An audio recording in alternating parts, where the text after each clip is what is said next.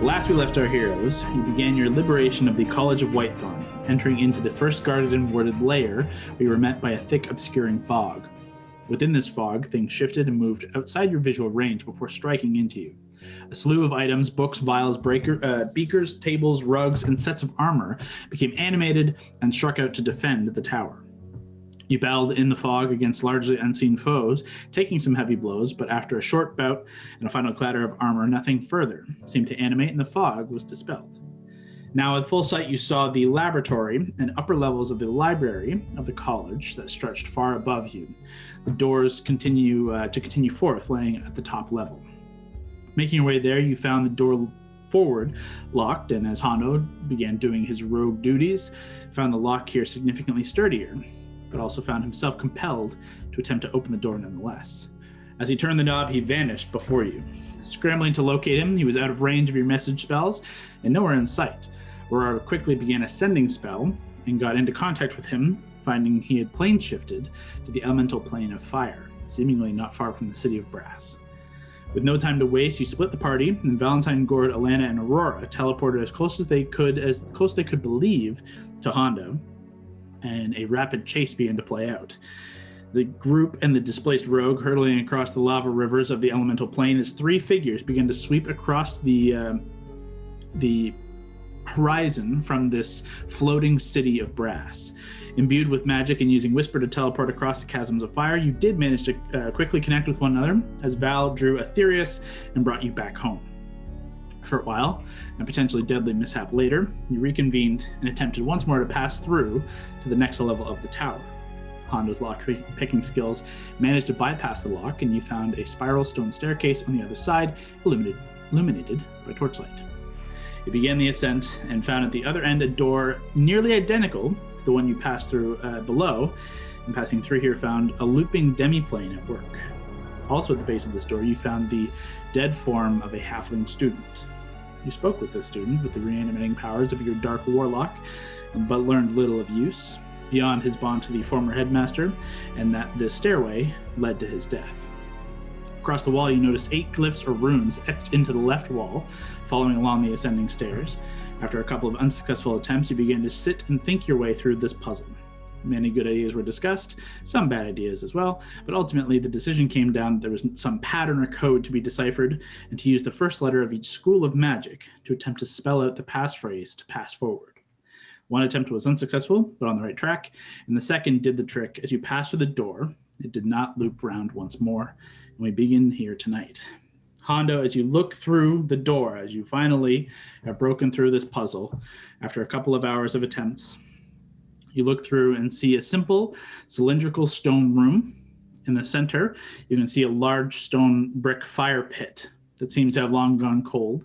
It is dimly lit, seemingly by some faint kind of white-blue light that you can't see a source from just yet.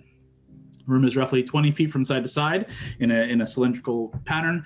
On the left, as you quickly look in, you can see there are 4 doors, 2 on the left, 2 on the right side of this room. And directly across from the doorway that you're like entering through now, or at least peering through, over top of this fire pit, you see a spiral staircase of stone as well that kind of spirals up and leads to a layer above. And the ceiling is just kind of a flat stone. So I can see the staircase. I can't see what is in this room or this level. All you can see right now is about a 20-foot wide space. In the center is this big fire pit that is seemingly empty. Okay. And then in the wall, you can see 2 archways with doors in them on either side. So 4 doors in total. And then directly across from here, you can see a spiral staircase that leads up into presumably the next level above. So I'll yell down to everyone, there doesn't seem to be anyone or anything here, but I can't really see. Anyone got a light? I can't see their stairs leading up, but I don't know anything else on this level. So anyway, come up. Okay, all right. Let's move on up. Lav, you love using your trusty torch, which you always talk about. Do you want to bring your torch out? I would love to. I can't believe I haven't done that already. That sounds very out of character for me. I must have not even been here for some reason. Well, you like my torch. You weren't much help on that room and that riddle. You're just drawn in your book. Aurora beside you says, well, in fairness, the hallway before was lit by magical torchlight, so it wasn't needed. But we could use it here. So I do that. Okay. You provide a little bit of actual firelight, and it does indeed light the room up, and it doesn't illuminate any more than as you all begin to kind of file into the room. It is not a big kind of central rotunda room, and with 8 of you, 9 of you, it begins to quickly grow rather tight. Arthur, Eli, Aurora, have you ever been on this level? Have you ever been past where we were before? Indeed, stayed here some time. These are the residences. There are not many of them. The college is not much of... typically, they try to encourage you to try and find housing elsewhere, but for those students who can't afford it or have no other means, there are 8 residence rooms here provided by the college. Likely some of our students currently reside or would have resided here, have now been obviously put away. But I did stay here for a short while when I first arrived at the college. They're not the most comfortable rooms, but they do the trick. And is that, I guess what I'm wondering is, do we want to explore here, or do we want to try and just get to the next level as quickly as we can? In truth, I leave this to your discretion. Realistically, I don't know exactly what tricks and traps lay around here, though as you've kind of made your way all and filtered out into this kind of space, it says, thus far nothing seems to be jumping out at us in this room, though there is a second level directly above, and then there should be a doorway that would lead on to a connecting wing to the headmaster's office and the teleportation circle. But that's what we're after. That hallway that we just passed through, it doesn't normally exist there. Could have maybe. The doorway is a stairway, and we come right up into this. Yeah, it could have been maybe a defense mechanism that he put on before he left. Precisely. Well, why don't we explore a little deeper in here? Hondo, I don't know if this is always looking for traps is a good idea, but I don't know if you want to look for any secrets or loot or any remains. I can do that. That seems very productive. Eli kind of steps forward with a hand up for a moment and says, if I may remind, these are students' rooms, so their personal belongings are not for the taking. Perhaps we should just progress forward. But again, I will defer to my fellow here and defer to your judgment if you deem it wise. Just a friendly reminder, and he kind of looks at Hondo with little squinty eyes. I mean, I agree, but I also disagree because any one of these students could have helped Raymond, so we got to be sure by investigating their stuff. You're saying that. Our friend here, did he stay in the dorms? Not gesturing to Corin. The dead body. The 3 look to one another and say, in truth, I don't know where Corin stayed, whether it was here or not. We don't keep tabs on everyone directly ourselves. What were you going to say, Lav? Well, as you were saying that we shouldn't take anything, I was taking a couple of student pens and just putting them in my bag. Inkwells and stuff. Yeah. Okay, I will investigate the students. To your point as well, Eli does kind of doff his head and nod and kind of agree with your sentiment that some of these students very well might be allied with Raymond, and maybe there is some purpose to it, and sees reason through your explanation. It was good logic. That was good, Hondo.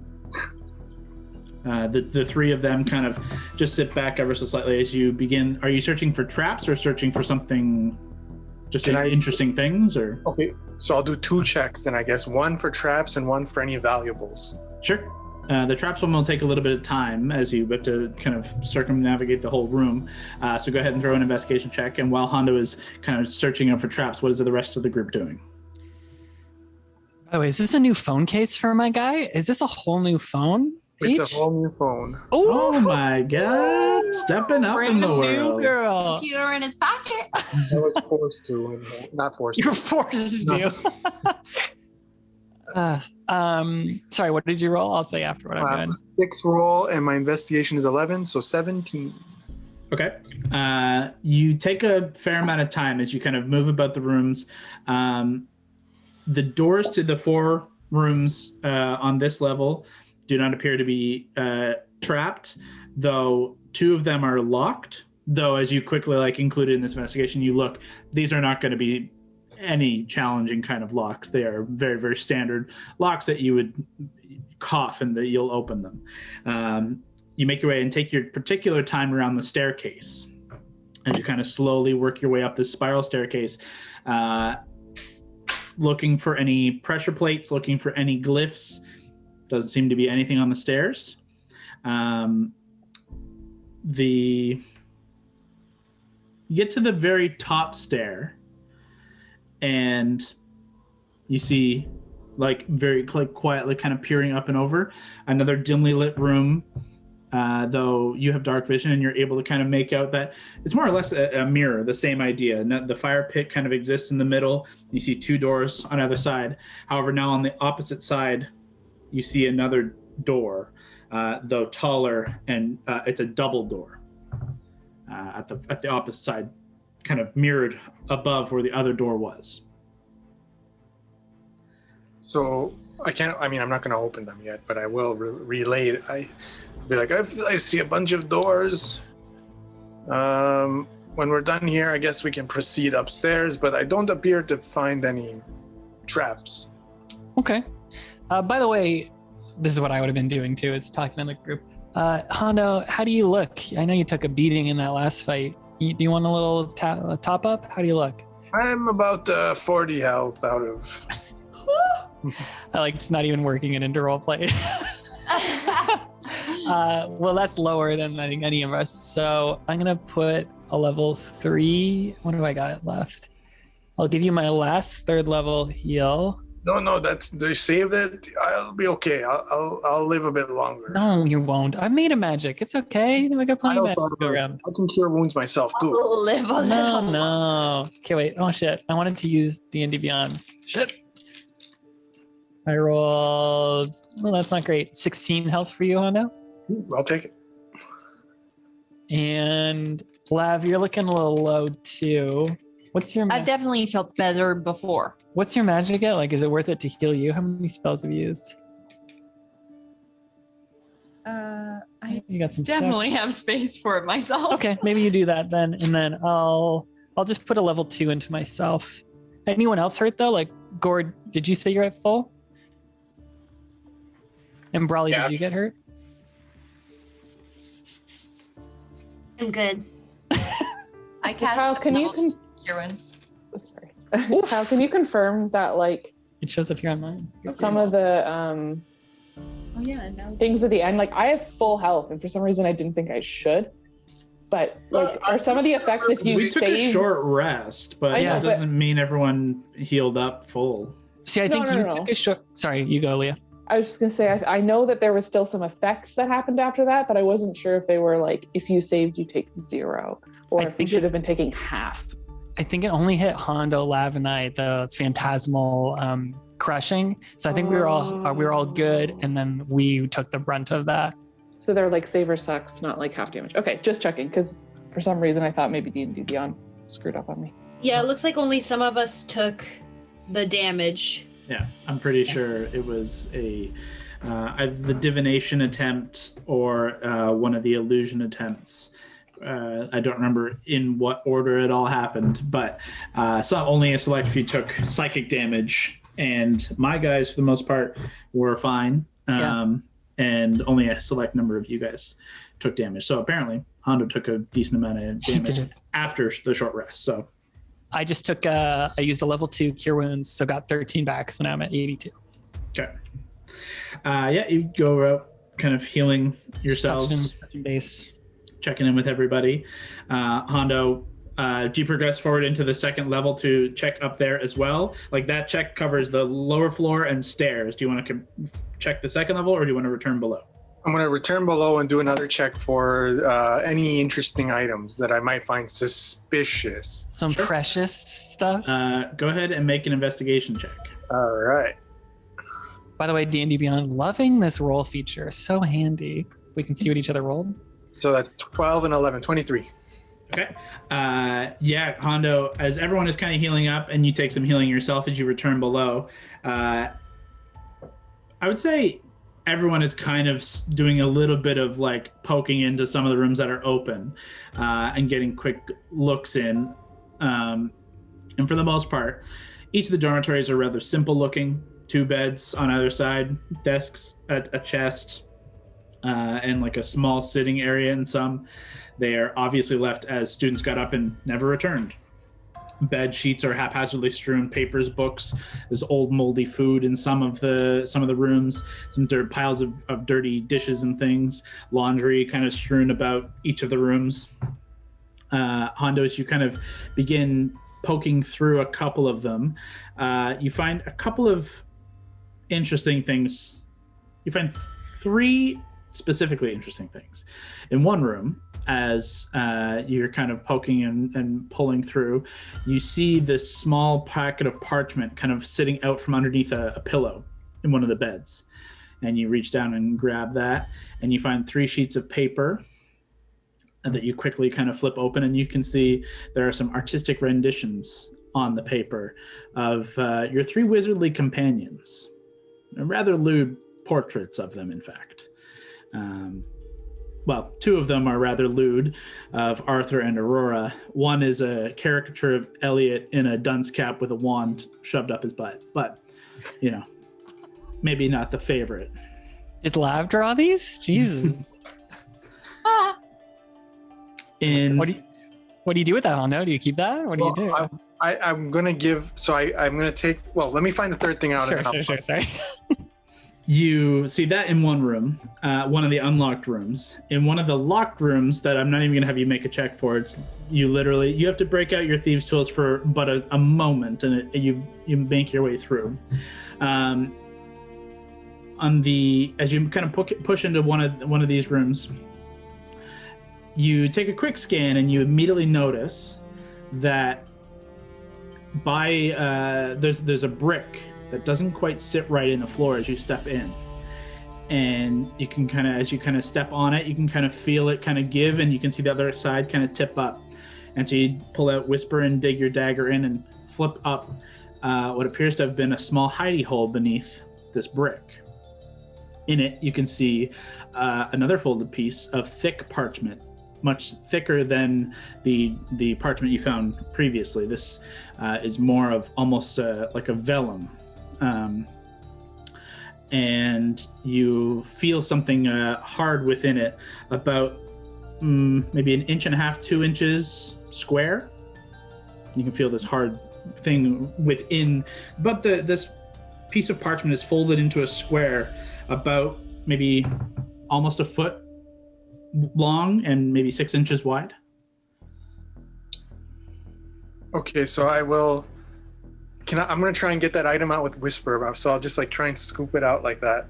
Easy enough. It doesn't weigh particularly anything heavy, and you're very dexterous. No check needed. And is it like a box, or is it like something I have to open, or?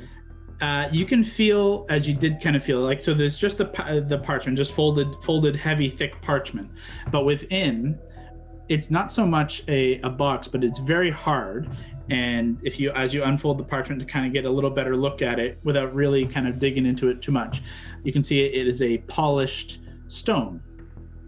And it has a interesting kind of spiral design on it that you guys have seen before as one half of a sending stone. Ooh. So, so I'm going to pocket that. I'll pocket the parchments that I found. Mm-hmm. I'm going to take the drawings. I'm going to go up to Lav and be like, Lav, you might have interest in these pictures. And I'll give them. This is very abstract. What do you think about the colors, the shapes, and the angles? I feel like it's a very amateur drawing compared to, your work. But I don't know. It's not bad. You're right. This is shit. I'm so much better than this. Flattery gets you everywhere, Hondo. Is that supposed to be Eli with a wand? You're not up his supposed to butt? look at this. Jesus. Eli hears his name, kind of just looks over at you, but like returns to just kind of looking about the room. Hondo, could we see, are these, I doubt someone would do this. Are these crew drawings signed? Like, can we tell who's, trying to figure out if we could find out whose hiding space this was. I'll ask Lav. Lav, do you notice anything on you as the artist you might be able to find or decipher these drawings? There's something very interesting about these brush strokes here.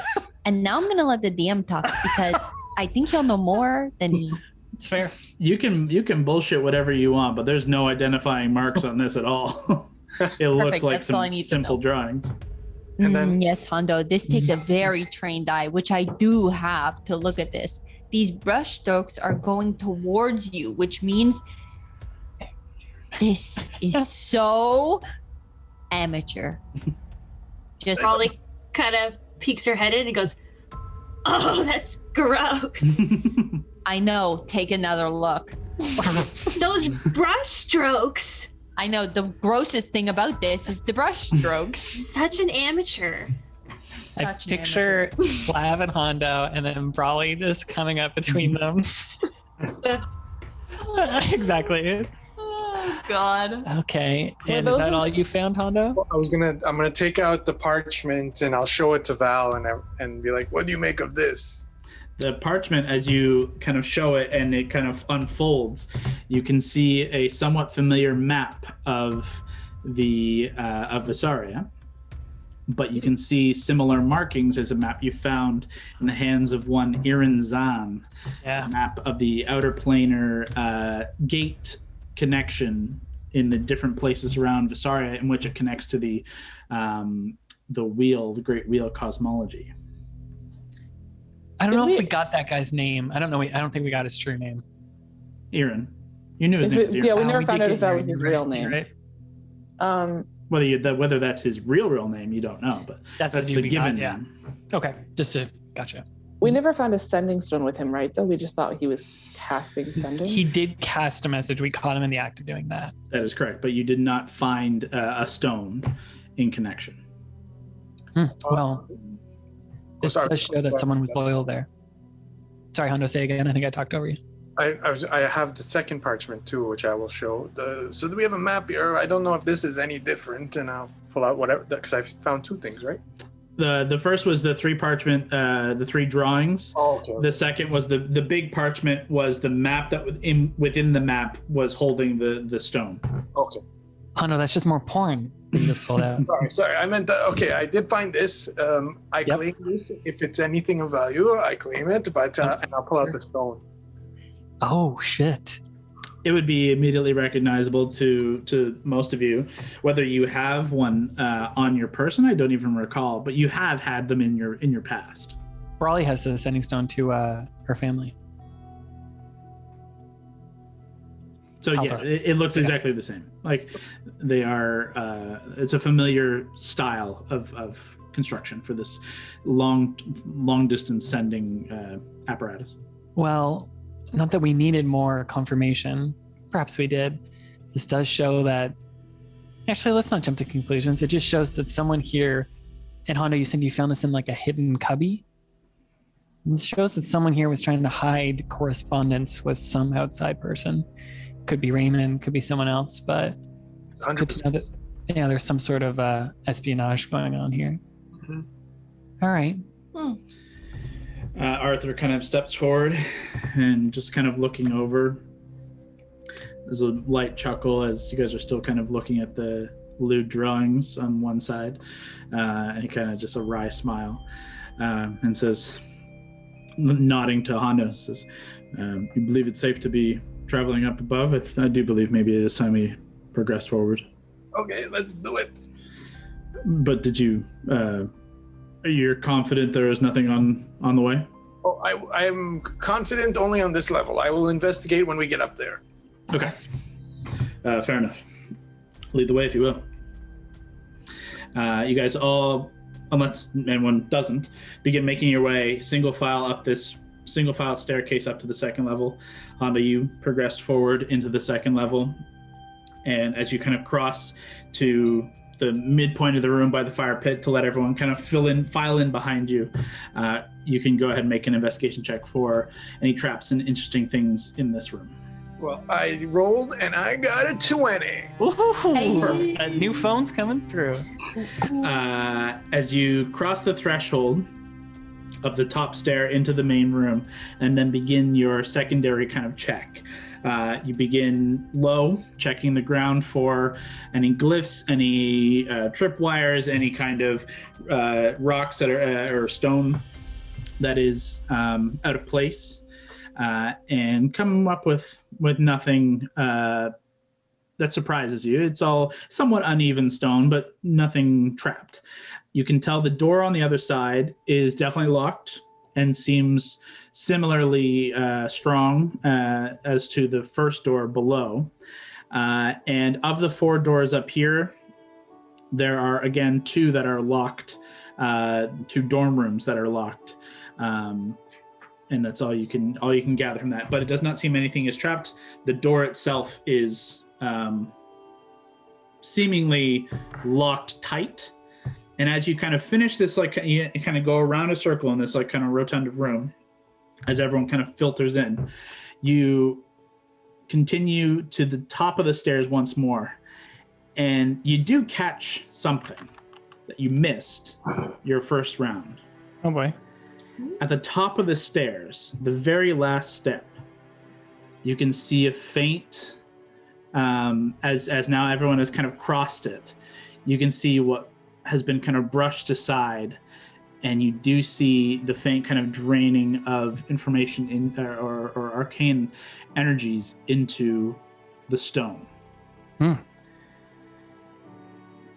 at this time Hondo, Valentine, Gord, and the 3 wizards likely you hear a trickle of water from below. From below?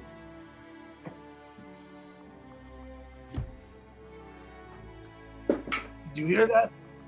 Yeah, it sounds like water. But I don't know how this tower works when it's all you're staring at that square. Should we look out for that top step? We can. I mean, the doors are all locked pretty tight.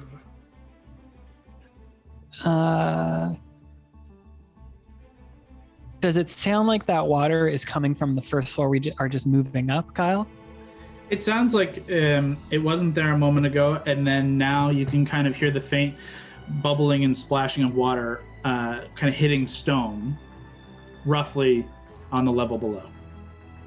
And sorry, by level below, do you mean like... The first floor of the residences. Oh, shit.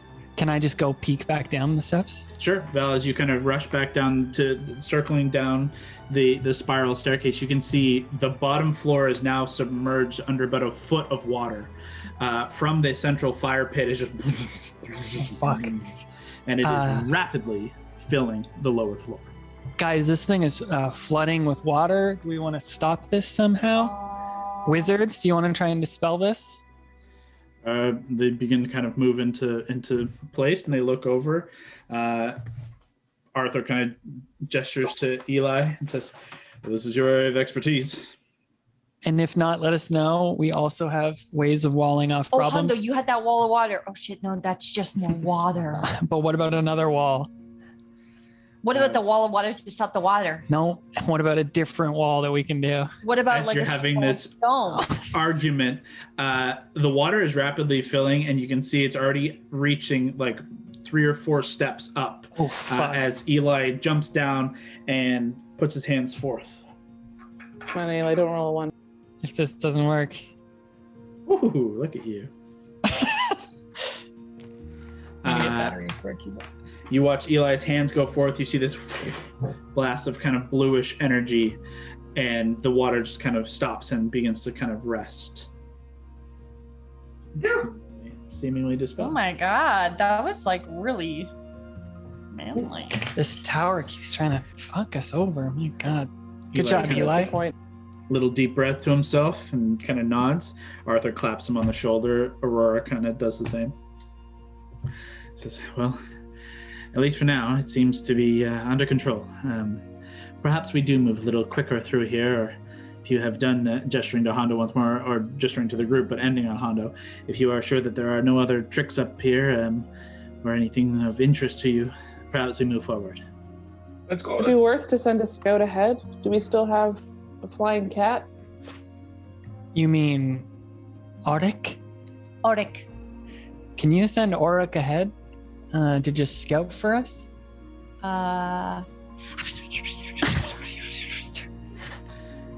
Yes, she will do that.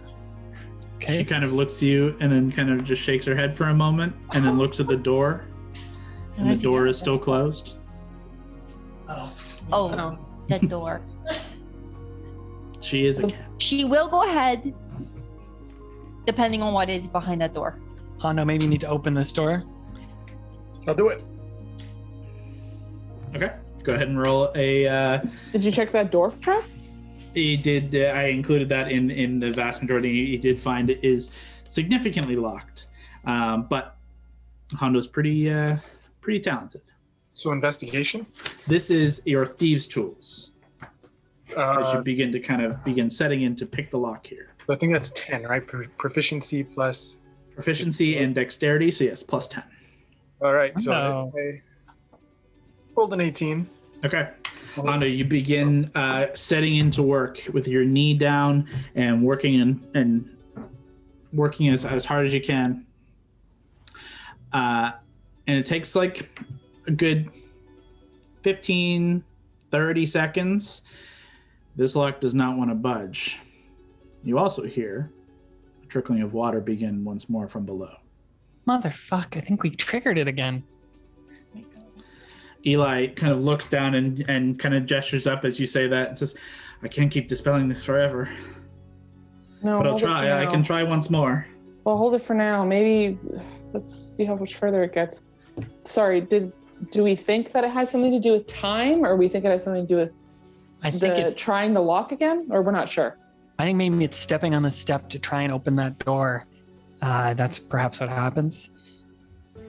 Hondo, I think you should try and open that door again. Except this time, I know you can do it, pal. And I'm going to inspire you. Oh, yeah.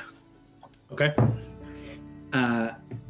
Eli goes to the steps to see what happens and is readying but not casting a dispel, waiting to see if it's needed, whether you guys can progress forward or not. As Honda, you make one more check. Go ahead. 14 roll. Okay. You can add a D10 to this. You might as well. Like, Yeah, might just as well, fucking yeah. go for it. Yeah. So add a D10 on your dice roller there. Oh, okay. 24 Oh, Jesus. Plus your Okay. actual thing. plus these tools is 10, I think. So Yeah, so 34 total. It's pretty good. 6 seconds pass, and Eli begins to step back up as the waters progress around the bend, and the lower level now has fully filled with water. And as he kind of is about to like look back and check, Hondo, you feel the lock pop, and the door, you feel free in your grasp to swing inward. This kind of double door swinging inward to you. Immediately beyond, you can see a very dark lit staircase that you can see leads up and above, and you don't have a great viewpoint to see exactly beyond, though you can see some heavy wisps of fog. And make a perception check for me as well.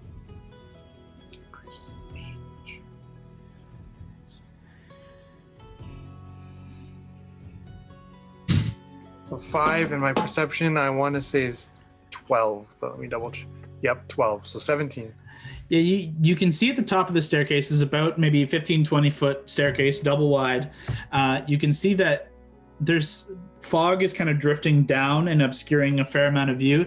And beyond that, it's difficult to tell, but it seems like another bout of heavy fog is directly before you all. More fog, everyone. More fog. Don't trigger anything in the fog. Last time we just ran into the fog and monsters attacked us. Eli, how's that water doing? It's coming. As he begins kind of progressing back, the water begins to spill into the bottom level here, and is kind of slowly filling, but is quickly moving its way through the room. And it's just a faint little bit of water right now, but it seems to be continuously coming. Even in the second room, this like new floor we're It's on? starting to fill into the second floor now. So like it's not quite even reached across the whole room, but you can see it's beginning to come across. And if I try and shut this door, does that do anything to it? If The door that you just opened, Yeah, you can try. sure. I'll like try and make sure everyone's through and shut this door and see what happens. Val, as you try and move through, poof, you whack your head against some invisible force. In that second room? Yeah, about 4 feet in past the door. Motherfuck, there's some like invisible force in this room. God damn it, Hondo, there was just fog in this room. The water is now about a foot into this room. Lavender, do we want to try a wall, or is that too much magic? Hang on. Arthur casts a spell. And you can just see this faint kind of quick blast of energy that kind of just encompasses this kind of circular room. And he just quickly looks to Aurora and Eli and says, "It's wall of force. I can handle it, but it's a significant chunk of my energy," as he kind of looks to the rest of you. Do it. Well, we're gonna drown in this little room.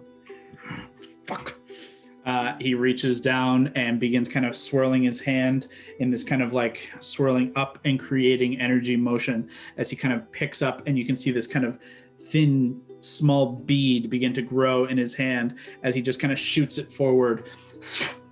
It impacts with like, it shoots very fast and impacts with no sound, but you can just see from nothing this wall splinter and then just dissipate. We've seen that before. I'll look at Lav. Arthur says, "Well, bully for you. That was a big one for me. Let's move." Cool. Water's still coming up? Still moving. Yeah, let's just try and keep moving. Maybe we can avoid this water.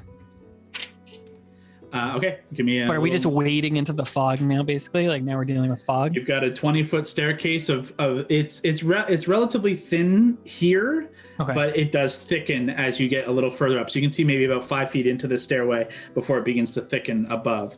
So you don't have a great viewpoint, and I will ask for a marching order. Maybe I'll go step one would be a little flying cat that can't step on any pressure plates. Okay, Ulrich, you go first. I'll follow. Oh, that was such a cute meow. I'll follow like behind Auric, not that close, but probably first of us. And I'll just take out Aetherius and just be ready. Oh no. Okay, you draw Aetherius. How far ahead are you sending Auric? 10 feet ahead. Okay. That's good. Val, as you begin to step forward, we put Auric, Val, about, we'll say 10 feet back from Auric. It is a double wide, so you could be side by side. So is anyone standing beside Val? And then backwards. How do you guys want to fill out? Hondo, why don't you go with me because we're so good at perceiving things. Sure. Okay, Val, Hondo up front, Auric at the very, very front. I can go behind them. Arthur will jump in with you. Oh. I'll go right behind Brawley because I can see over her head. Okay. Brawley, Arthur. Just so you know, with familiar, if you could see through her eyes, but then you can't see or hear anything. Right. You could put your then like I can hands just on her put my shoulder. hands on Brawley's shoulders. Exactly. Yeah. If you wanted to. I got her. Otherwise, Kyle, Auric can communicate with her telepathically, right? That I need to double check, or you can double check for me. I'll double check while you do this. She can. I believe so. Yeah. So Brawley, Lab, do you go into that then? Like, do you try and perceive through Auric with hands on Brawley, or do you let Auric do her thing? I do, and I kind of let my eyeballs go like full lavender. That's cool. Perfect. Yeah. Fills in completely, almost weirdly kind of blending in with the rest of your skin tone, almost like as if there's nothing there. Probably just looks behind and she's like, oh my God. Just for us all to know, you can communicate telepathically within 100 feet. And then it's an action to go into the eyes, and then you just can't hear or see, but you see through their senses. Okay. So Lavender is now seeing through Auric, as we'll get to in a second. We'll put Eli and Aurora will go next unless someone else jumps in. That's fine, because then it's just me and Gord, right? Then Mary and Gord in the back. The best kind of a long rest. Watch Mary and Gord. Actually, Brawley and Gord's the true winner there. That's always good. So we've never talked before. Water does begin to continue kind of pouring forth now without this wall in the way, though. You begin to move forward. As you all begin to kind of progress and kind of naturally file in this kind of line you've created, Val and Honda, you guys begin to step forth, but it's Lavender as you put your hands forth on Brawley, holding onto her shoulders and her armor plate.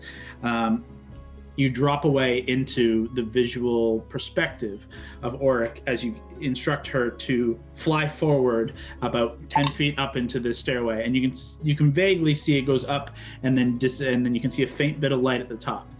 Immediately, I need Auric to make a strength save.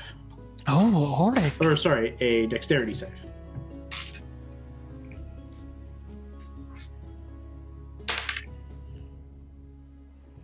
This one. So small.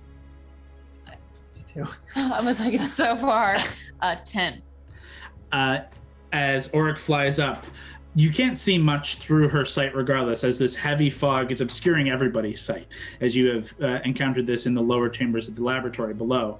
But immediately, she freezes in place, and she's kind of shifting and struggling, and you can feel this emotion of fear and no pain, but she does appear to have been stuck in something. And you telepathically, she says that she is stuck. Can I take an action to come out of Auric? I don't think is it an action to drop in and out, but regardless, yes, you can. Okay. You can just say no, like bamf her back if you want. The familiar has that ability. Oh, can I bring her back to me? She goes, disappears and then just swirls around your neck, and you can feel immediately that fear and kind of sense of anxiety ebb away. What happened? Oh my God, she just got stuck somewhere. See how she's stuck on me right now? She got just stuck. That's how she usually looks. She's like always like no, stuck. Like she just couldn't go any further.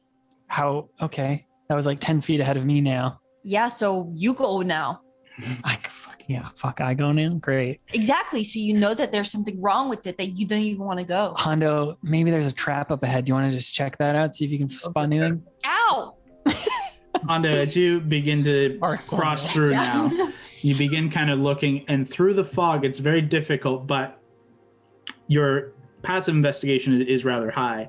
And even through the fog, as you get about 5 feet further, your boot and actually your kind of shin catches on something, and you look down and you can see almost what looks like a high tension wire, and you're kind of pushing against it, but as you kind of pull away, it's sticking and pulling at your clothing.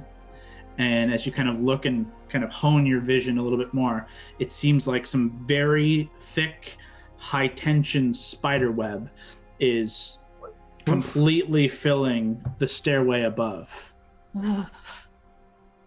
There's a spider web. I assume there'll be a giant spider. Great. Well, if Auric already got caught in it, the vibrations are going to clue it into us being here. We need a torch. Why are you so calm? One sec. I'm just going to see if I can hear anything. Just going to try and quiet everyone down to hear if I can. I start to get a literal fireball ready. Firebolt, hopefully. Jeez. No, yeah, fireball. You said fireball. Go ahead and make a perception check, Valentine. Busting out the real dice for this one. The 5th level fireball. Easy. Kyle, yes. That was 10 on the dice plus, so 23. Yeah, as knowing that there is something coming forward or something forward here, and trying to cool the rest of your team down for a minute, you hear the bubbling kind of rolling of water behind is continuing despite this stoppage. And you can feel that water is now kind of pushed out to where you guys are standing. All of you are in about a good foot of water at this point. All boots are now kind of submerged. So you try and shut that out. You try and shut Through the door? Sorry? Mm-hmm. Yeah, with the wall of force gone, it is now spilling out in this side as well. Right. You can close that off, and then you close off your own internal senses. You can close off the sounds of your friends and the bickering, and you try and just listen strictly forward.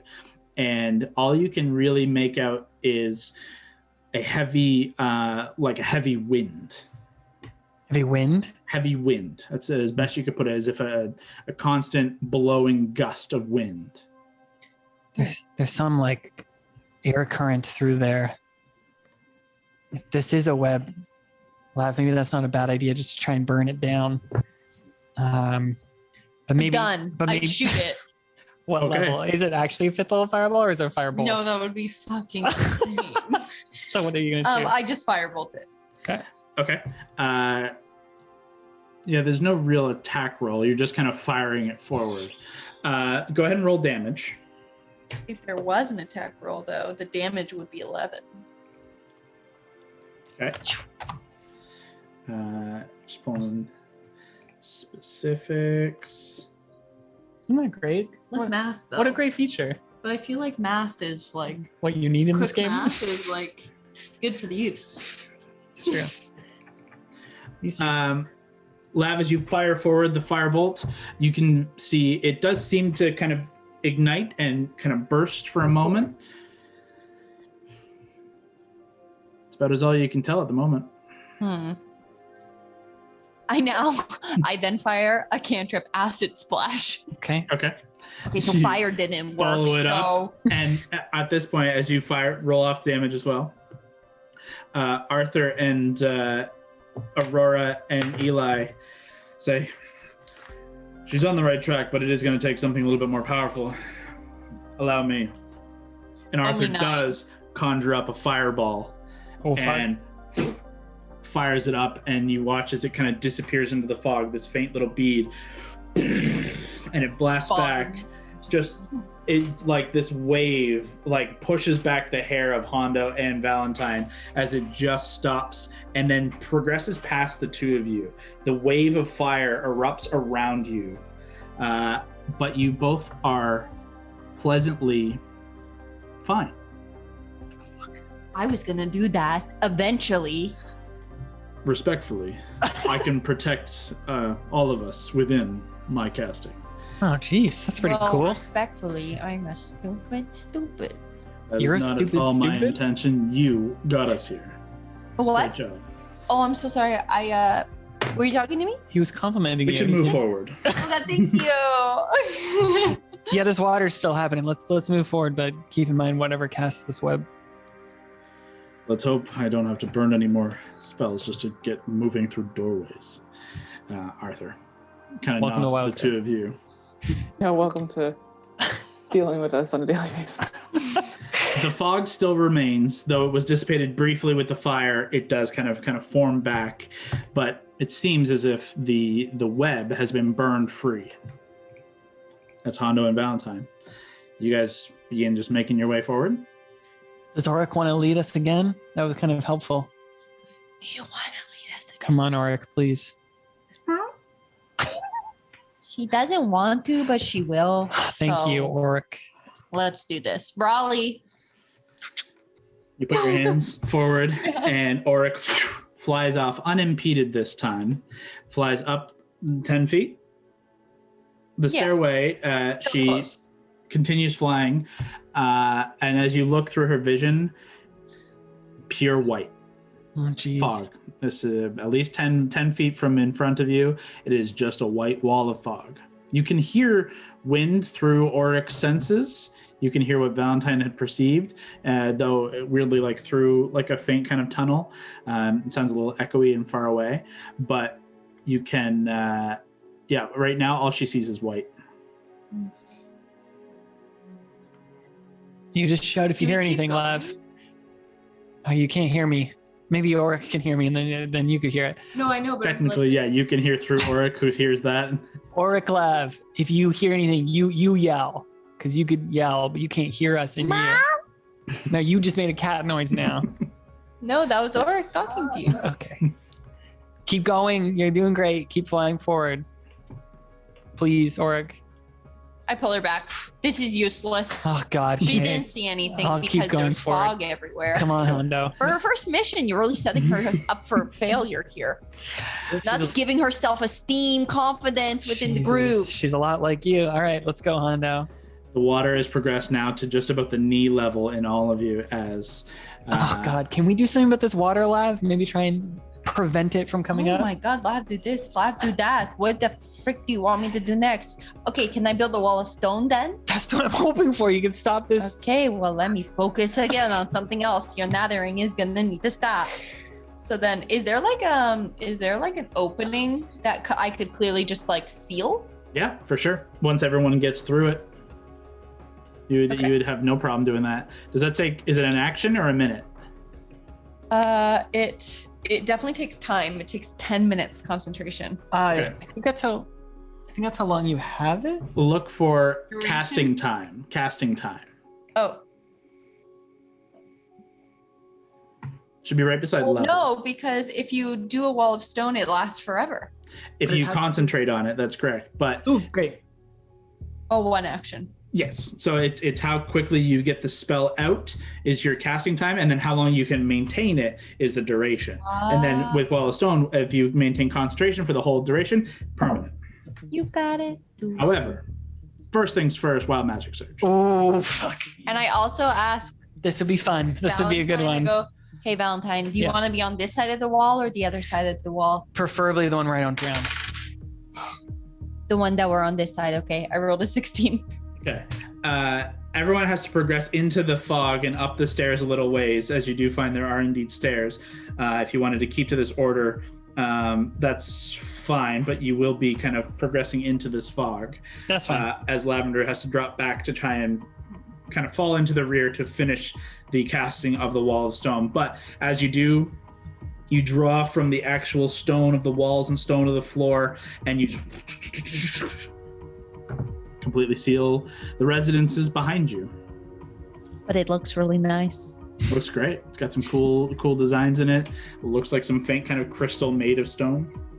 Is the water seeping through? Is it okay? It looks like. There is a small level of water that's still on this side from where the wall had to be created. It does not, at least for the time being, seem like water is making its way through. That was clutch laugh. Thank you. You're welcome. Hondo, you want to keep going with me, pal? I would say actually Valentine and Hondo didn't even see that happen because you're so far up in the fog, but you can assume it's okay now. I assume you did a great job. So disappointed. Good job, Lav. Valentine and Hondo, you guys are about 15 feet ahead of the back of the group here in this fog. And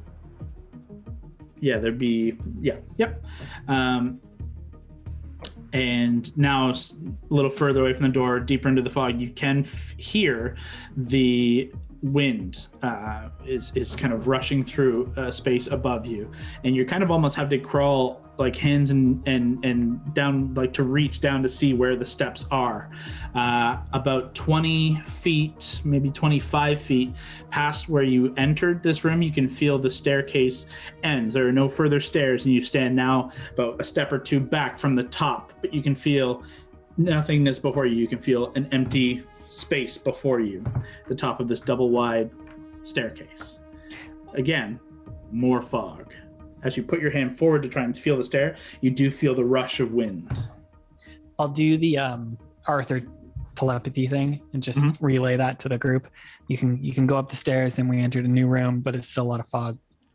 Is this fog being affected by this current at all? Like, are we seeing wisps go by, or is it just pretty like blind? The two of you at the very front here, Hondo and Val, you guys are rather perceptive, and you can tell it is being moved. It seems like there's more disturbance, but there's still so much of it, it doesn't create any pockets of visibility. But you can tell that it is, rather than stagnant, it is kind of flurrying past like static. Yikes. And you can tell too, this wind is strong. Yeah. Like just putting your hand forth, it kind of juts your hand off to the side. And it's constant. It's not like there's Has yet to let up. okay. Could I oh no, I think I'm gonna like maybe we work our way around the perimeter of the room. If you want to come with me, that's totally fine. But could I like try and move to the right side of like the wall and then just kind of use that against my back and just like shimmy around? Sure. You make your way out, like feeling the edge of the wall, and then you go to kind of step, and you feel a little step, and you go to step. There's nothing. You slip. Make a dexterity saving throw. Oh my god. Oh, Ooh, really good. Thank God. 27. Yeah, okay. You slip. There's nothing beneath you, and you are falling. And at a last kind of ditch, you kind of curve back, and your hand grasps onto the edge of the ledge of where you last had footing, and you hang, and you're catching, and you're beginning to pull yourself up, but the wind just kicks up. You feel your hair, your cape, your boots pulled up beneath you, Superman style. I need you to make a strength saving throw. Oh my god. Is That's anyone not near good. him? It's not good. Is anyone right by him? Hondo is right there. 6. Hondo? Not good at strength. Hondo, unfortunately, with the fog still in play, Hondo is just catching this at the last second. Unfortunately, if it was clear, I would give Hondo a chance to try and save you. But the fact that he can't see what's happened with the fog, Valentine, you plummet. The wind just carrying you, and you just fall. You're falling. 40 feet. Do I have time to do anything? You tell me when I have time to try and do something. Do you have a reaction? It wouldn't be a reaction. It would have to be a full action. Too fast. You're falling. It caught you completely off guard. You fall, and you feel like there's something like ground rushing up. You can feel like the sixth sense of ground rushing up to hit you, and you almost tense, and you tense, and you suddenly feel very, very cold. Your eyes shut, hands outstretched, and you look up to a night sky. Your cape and your hair still fluttering behind you. It's rather cold, and you just get time to turn, and you see the tower rushing up past you as you continue falling, as you've been thrust out of the tower and are falling into the ground below. Unless you have a reaction, you're I just want to cast. I don't think I have like any cool reaction for this. Let me just check. Sorry, one sec. No, I think like all the shit I could do would be like I would want to dimension door, but that's a full action. So if I have a reaction, I think I would just try and telepathically warn everyone. Like, no one walk into the room, I'm falling. You're able to get that out before slamming hard into the stone outside the tower. Ooh, like fully out of the tower. Oh, fuck. You take 40 points of bludgeoning damage as you land, cracking. You crack the back of your skull, and you can feel blood pooling at the back of your skull as you crack hard into the stone. You look up, completely winded. It's cold. It's still kind of rather cold outside, and you just see the dark night above.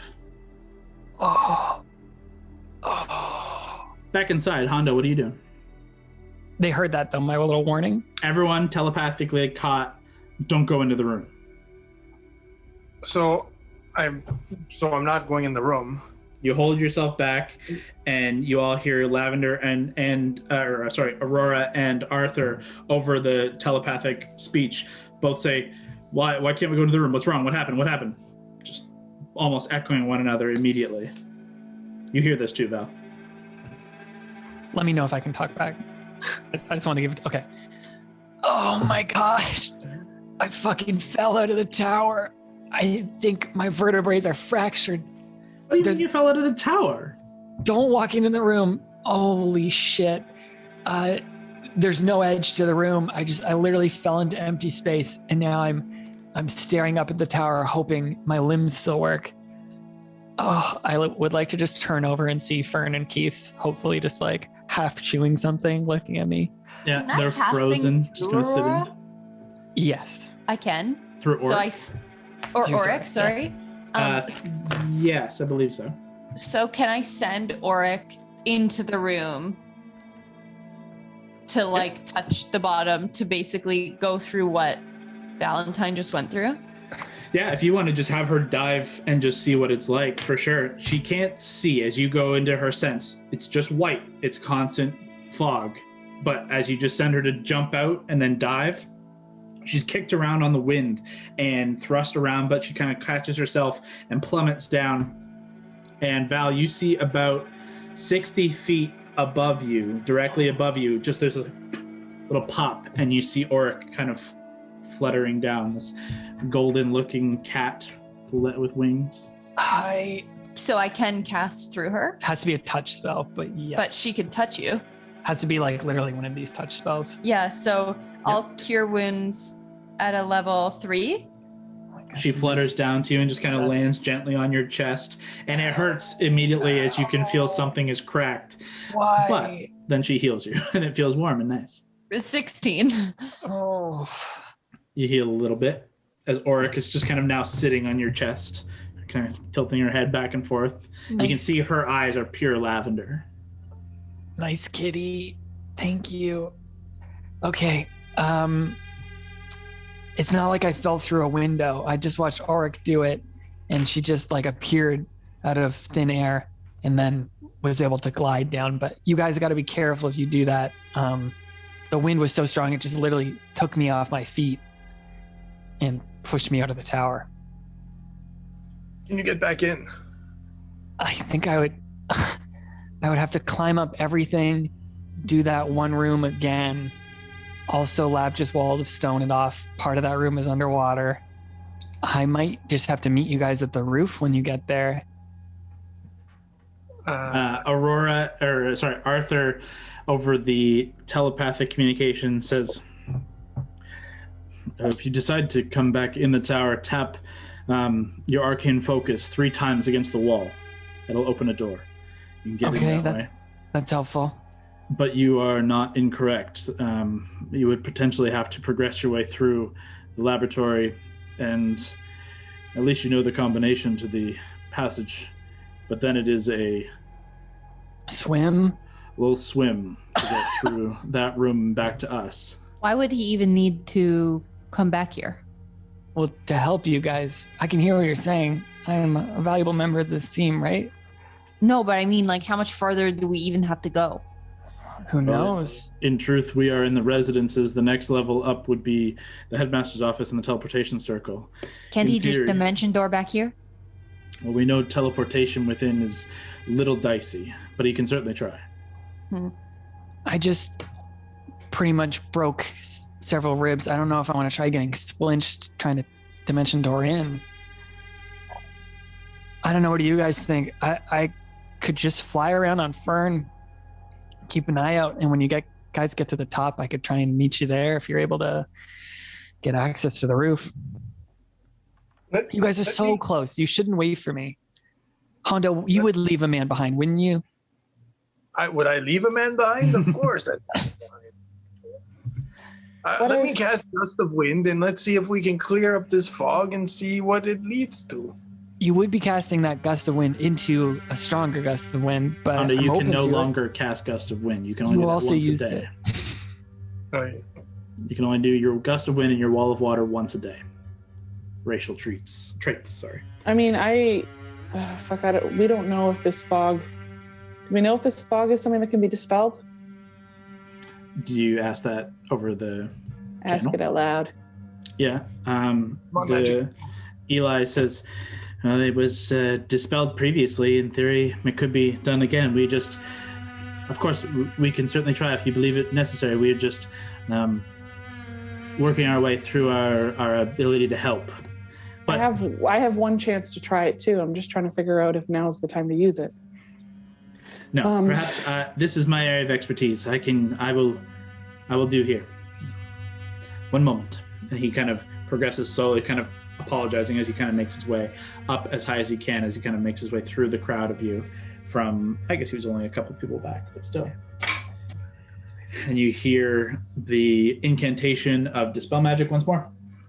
Mary, is there like a Tim Hobgoblins that's open 24 hours that I could just like have a coffee at?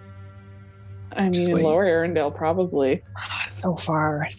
The Are very you far. sure you're okay? I'm like pretty hurt, but I'm okay. I'm totally fine. Okay, why just don't- stay there.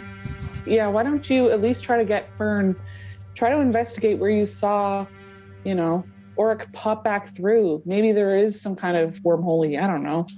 You're right. Instead of just giving up, I should I should investigate further. As you guys hear Valentine's resignation there, Just go to get coffee. the fog dissipates. Immediately, all of you inside can see at least Hondo, Brawley, Arthur, and Lavender, those of you who are further up on the stairway. You can see into this room now as the fog completely vanishes. And you can see a 60-foot cylindrical room. At the you just see this wind. You can still faintly see the trails of wind are still catching here. And you can just feel this constant kind of circular gust of air moving its way through the room. Peering forward ever so slightly, Hondo, you can see that there is indeed a pathway, a very thin pathway, single file pathway that leads across an otherwise empty 60-foot cylindrical tower. You look down, you just see darkness below. There's no seeming end. And now you know. It seems to just lead to a little pocket outside the tower. Looking up, flat stone, and directly across, about 60 feet, you can see that there is a doorway similar to the ones that you've seen all throughout this tower. Hondo, as you are the furthest one to the front, you make out two other things. Along the walls themselves, about every 5 feet or so, you can see these large spikes jut out in just like the entirety of the wall, up and down, all the way around, just these jabbing spikes and hooked spines. Along some of them, you can make up the same kind of tensile strength wire of webbing. And you see two silvery looking spiders making their way down along one wall and another peering down into the room that you're all in. I need everyone to roll initiative. Dang. Well, everyone? Depends if you want to do anything or not. Yeah, I guess I'll play. Let's take a break before we do, real quick. Oh, you're just outside. I feel very safe. I'm outside. You're just like, can I go for a coffee? The only danger is myself, which is a legitimate danger, but Yeah, I I mean, immediately was just like, oh, you know what I would want to do is throw fucking spiders at them. Oh, where are they? Val's bag. oh, ice fighter against spiders? That's pretty cool. Yeah, that's all I would have do. It would be like, fight the other spiders. I would never think of that. yeah, let's take like 5-10 minutes, come back and see how this goes. Everybody back? Everybody happy? Everybody ready? Hell yeah. Okay. Ready to watch you guys TPK. Right off into the sunset. Me and Fern and Keith. Take good Okay. care of them. So, let's get everyone's initiative rolls if you haven't rolled already. 25 to 20. Rolling on cam. Hold on, sorry, I didn't roll. Didn't roll. Not good.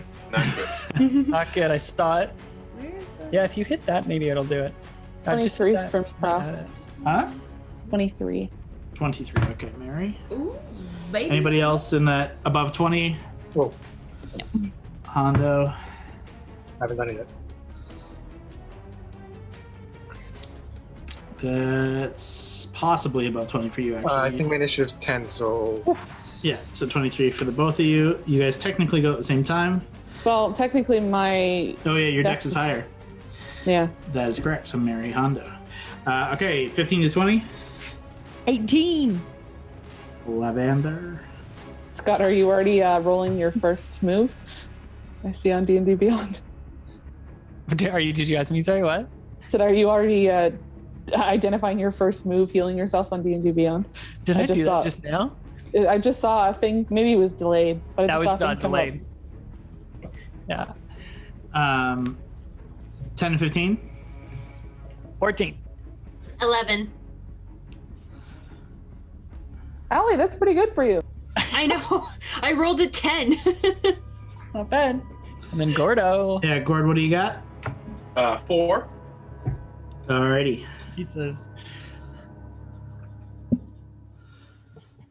Well, you finally get to use these 2 matching minis that you got out of those boxes. I know, I got them so long ago. these scorpion-looking things. Finally get to use these guys. Yeah, they're called Scaladar. They're cool. Have fun. Alrighty. Mary, at the top of the round here, the fog has been dissipated, and just around, you technically don't see the one on the right, so pretend you don't see the one on the right. But the one on the left is just leering down over top of the edge of the about 10-foot high doorway, archway into this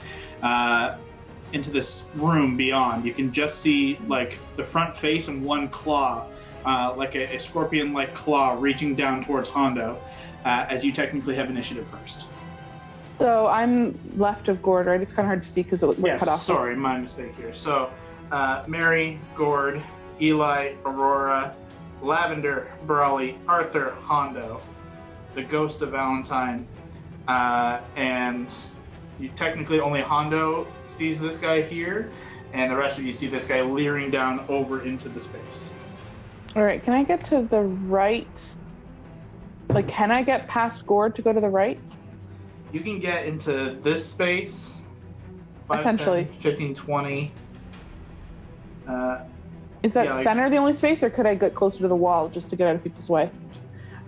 You can technically get up to here with your full move, but that's as far as you can go. I meant like a step to the right. Like, is that an actual space? No, it's not really. Sorry, that's my bad drawing. Technically, this middle space is the only space. This space is like part of the wall. Gotcha. Okay. So I can't get right up on it, and I figured I couldn't. No, it's also up on like the wall, on the side of the wall. So like you couldn't have got within melee striking. It's technically 10, 15 feet above the ground. Okay, well then don't put me where I am here because I'm just gonna be in someone's way. Put me back in the other space. Okay. Can I try to take a shot with my bow? Yes, you can. It will have 3/4 cover, but yeah. It's fine. They're normal arrows. I have a feeling they're not going to do anything anyway, but I'm going to try. I rolled a 2, but probably going to miss. Yeah, so it's only a 13. That's a miss. I have 2 more tries. Yep. Just fire one shot. That one's a 24. With the 3/4 cover, will miss. Oh shit. Okay, well I better roll better than that. That's a natural 15. So okay, that will likely hit them. Yeah, that's 26. Yeah, as you draw your first shot, the wind catches it and kind of pulls it off. You reconnect, you draw your second shot, and it does connect, but it glances off of a kind of smooth section of the metallic exterior, this exoskeleton of the head of this creature. But you draw your third shot and do connect. Go ahead and roll damage. No one's in melee with him, right? Hondo's not actually right beside it? Technically, no. Okay. It's hard to tell, but he is up on a little block thing. A little platform? Yeah, I see the corner of the Lego. Okay, so that is whatever 6 plus 8 is. 14. Yeah. Yes. Okay.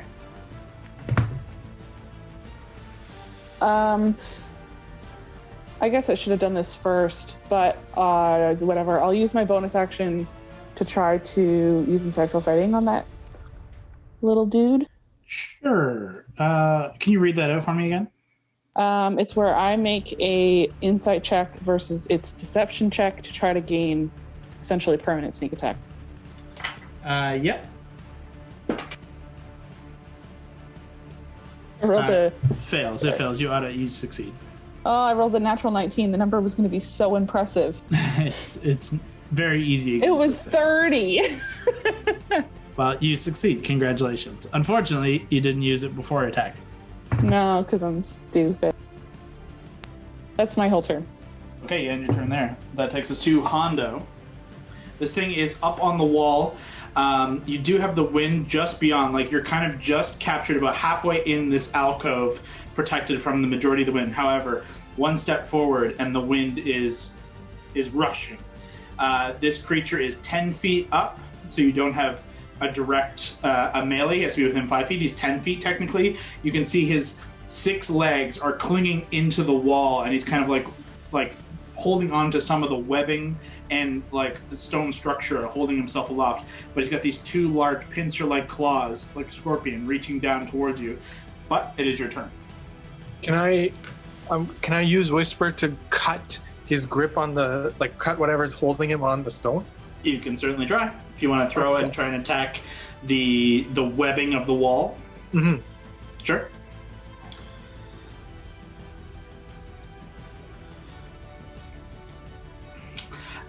With Whisper's bonus, you throw Whisper, and you see it connect at the base of like where one of these spine foot holdings are, and you do see some of the tensile like web snap and fray, and it does shift very, very minimally. It seems to have, with 6 different legs, it's got a pretty good foothold in a couple of different spaces that did not happen to do enough damage to either do enough damage to cut through, or is cutting singular strands going to stop this massive kind of web structure. So that's your action. So Whisper can come back to you. For my bonus, I'm gonna go for the legs. See if I can slash them all. So you're gonna throw for one of the legs of the creature. If I used frostbite, like a long sword or something, would I just be able to slash right through all the legs? Or 3 legs or something like that? Unfortunately, he's too high up for you to get a melee strike on him, so you have to throw. He's 10 feet away, unfortunately. But you can certainly try and hit one of the legs. Sure, I'll go for it. Go ahead.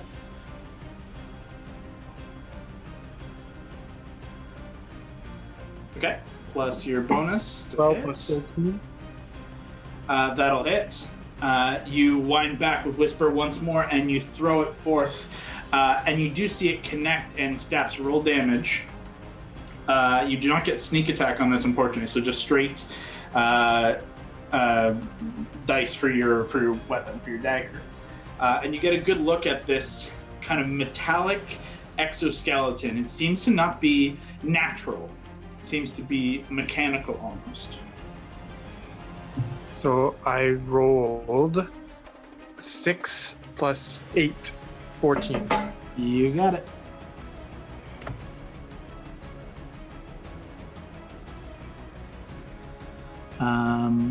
Sorry, that was 14 points? Mm-hmm. You got it. Okay, do you stay there? Yep. Okay, holding position. That is the end of Hondo's turn. Takes us to Lavender. Quick question, Kyle. Are these technically creatures then, or are they constructs? A construct is still a creature. Okay, just right, because insightful fighting only works on a creature, so I just wanted to. Yeah, a creature. It's a creature. Kyle, can I see the big one that's further away from us? At this distance, no. It would only be Hondo. Like, you'd have to get up to this space here to see this guy. Would I be able to do that? Yep, it'll just cost you half move. So 5, 10, takes you 15 feet to get to that point. As you kind of brush past Brawley and Arthur, you can get forward to there. Okay, and then I'm going to be like, no. Okay, I'm gonna cast a level 4 fireball. Okay. And fire it off at him. First things first, wild magic surge. Ooh, this will be funny. Blow up the tower. Okay, let's see here. 12. I forgot what I was looking for there.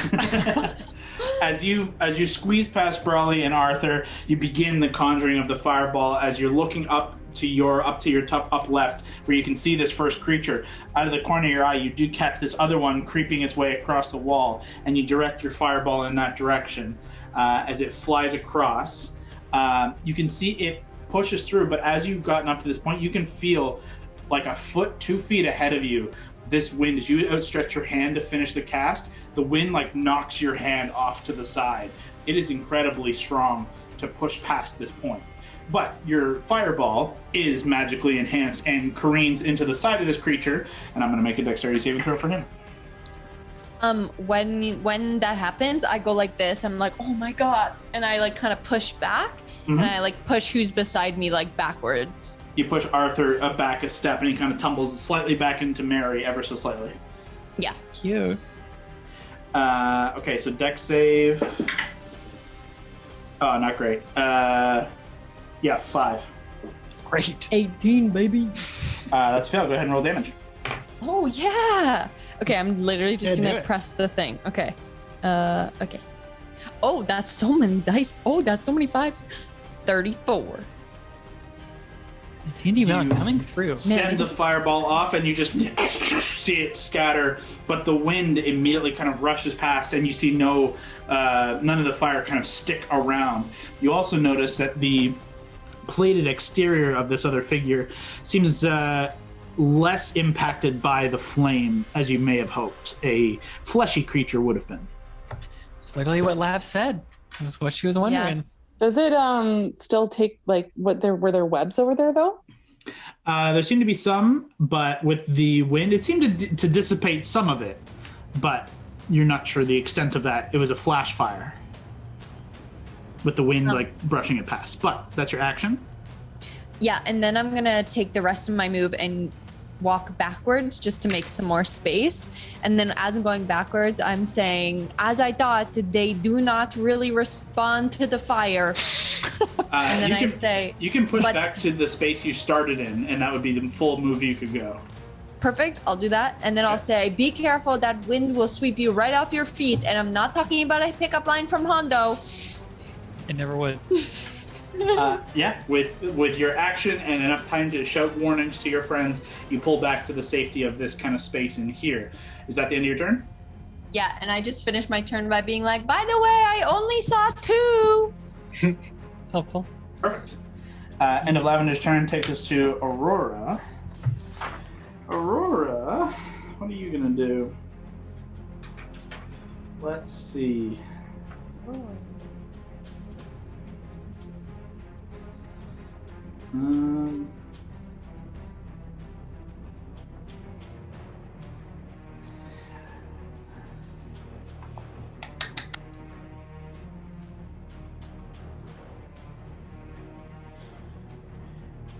Yeah, she unfortunately is kind of just looking at her options and doesn't see anything immediately helpful to the situation. You watch who's beside her. Mary, you definitely notice, and Gord, you notice. Aurora, you can feel almost this sense of anxiety and fear set in as she just kind of was like mumbling under her breath, trying to find what to do. And you just watch as a couple of strands of kind of pinkish energy drip off of her fingers. She sends them off without moving, just straight up into the head of the creature closest to you all. But oh yeah, that hits. That succeeds. So, and these kind of like these faint little purplish like spikes, these very thin little spines fling forward into the face of this this creature above. But she definitely looks a little shaken and not sure what to do.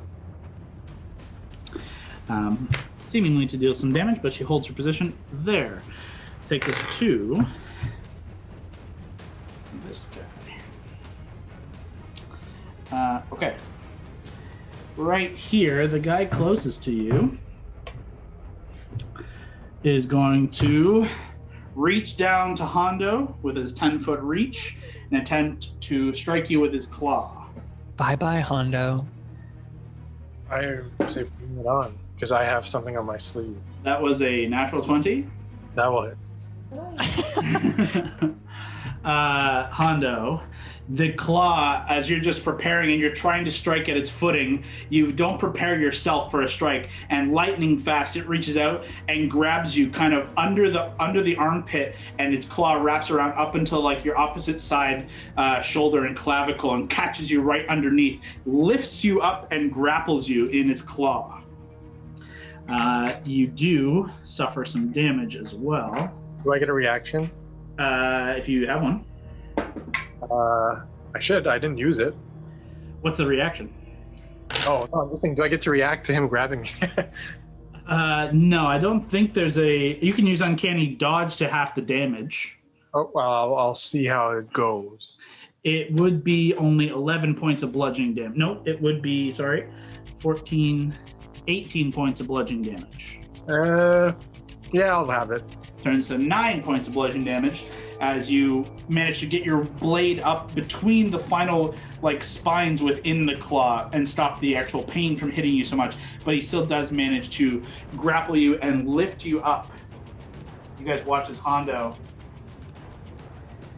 his legs kind of begin dragging up and dangling up and away out of sight. The creature. Not my first rodeo. Right where I want you. Carries Hondo out and away. 5, 10, 15, 20. That means if I fall, I'm in the wind. Maybe. To there. Better hope a guy catches you outside. As he's holding you, you see as it's climbing along, its 6 legs very easily maneuvering it along the way, but then its stinger rises up over its back, and with you in its claw, comes down to strike you. At advantage, as you are within its claw. Oh, it's nice knowing you. That is a 19 to hit. Yep. What's your health at here, pal? I'm alive right now. Well, And you take not horrible. Evil? he did. Okay, good.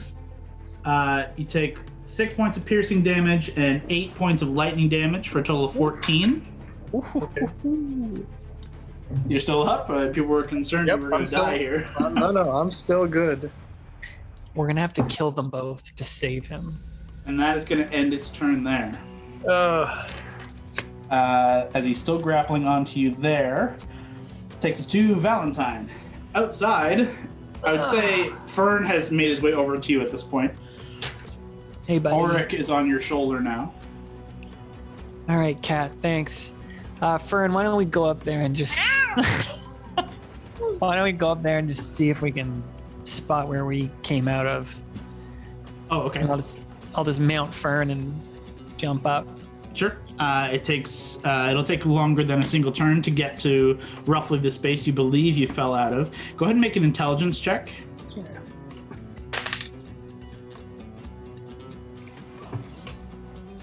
Seven. Okay. That's going to end your turn unless you have anything else you want to try. Just to clarify, you just haven't reached the point yet. Yeah, so am I flying up right now? Like You're en route. It takes a little bit. It's higher than your mounting takes half the speed, and then Fern still has to get up and off into the air. So you're maybe 40 feet up right now. What I wonder is, I don't think I know they're fighting. Like, I don't think I have a sense of urgency. As of now, there's no direction. You were just kind of like, they were kind of like, hey, you can come in through the door. You were talking about getting coffee, and they're like, well, there's other options. See what you can find out. And you would just either someone told you or you decided, I'm going to go check out the space, and maybe it's a wormhole. Maybe I can come back up through it. Yeah, so I'm pretty cash. I'm just taking my time. There's no real urgency, so that's just my turn. Yep. That takes us to Eli. Allie, you are on deck. Eli. I don't know what he's concentrating on. Get rid of that.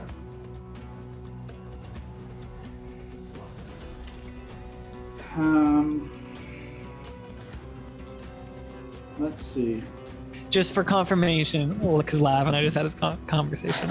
I did not brush Ulrich off my shoulder. I thought he was like, okay, cat, brush him off. That's why I ran. That was a little pet. I reached up and snapped his neck with one hand. I was like, oh my god, he just healed you. No, I gave him a little pet, and then we all rode up together. Sorry, keep going there, Eli. All good. I was trying to look at what the hell I want to do anyways. I gotta make sure that fan art looks good. Gotta make sure it's accurate representation. You know, I have cat people after you. Yeah. Let me just look something up real quick. I need the specifics of the spell. Well then, let me just say, at Hexplorers DnD on all the social channels. Oh my gosh. If you want to send in your fan art, we'd love to see what you guys got. If it's Hondo being penetrated by a spider robot, we accept all of these kind of things. He just was. The stinger attacked him. We accept it all. We're into it. That's all Scott wants in this whole thing. That's it. Like and subscribe. Eli rushes through and casts a spell. As he rushes forward, you watch him draw this very thin looking like knife, almost like a letter opener, very thin but very shiny. Like it immediately looks like silver or platinum. You hear the arcane words usher from his mouth, and you watch gleaming, taller than him, as tall as any of you, this blade of like pure blue light, silvery looking blade with this faint aura erupts before him, and he just gestures with his hand outstretched, and it shoots towards Hondo. We'll use this fella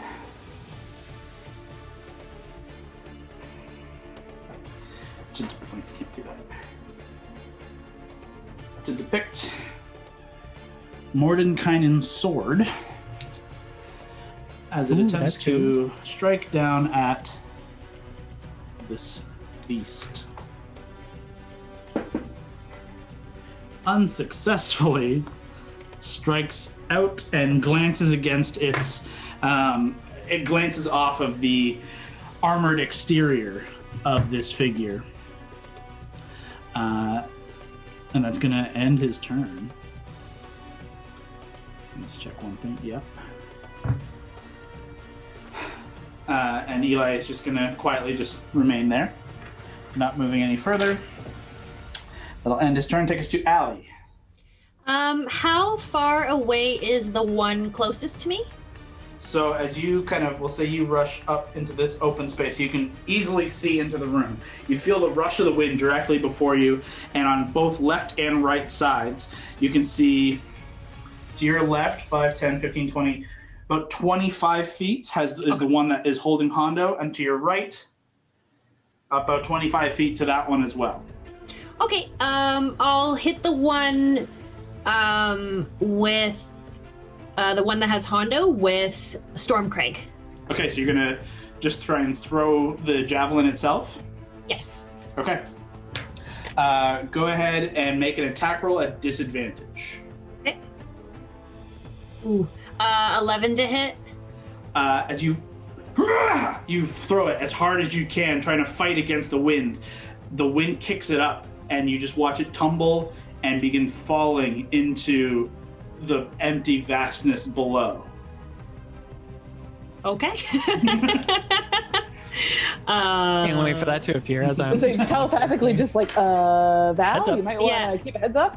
Heads up. Okay, so then I will use, can I do Scorching Ray? Unfortunately, it's an action to throw the is. javelin, so you can make a second throw of another thrown weapon, or make another weapon attack, but unfortunately you can't change to spell attack. Okay. Is this the one she can click back? Is that Yeah, that's the one I can pull back, but okay. But it's not like Whisper where it can just. Yeah. Is it a bonus action to get it back? I can't remember. So you could get it back, you just couldn't throw it again. I see. Yeah, but if it's in the fog. Well, you could bonus action. There's no fog anymore, but it is tumbling into the emptiness below. Like these two spaces are just empty blackness.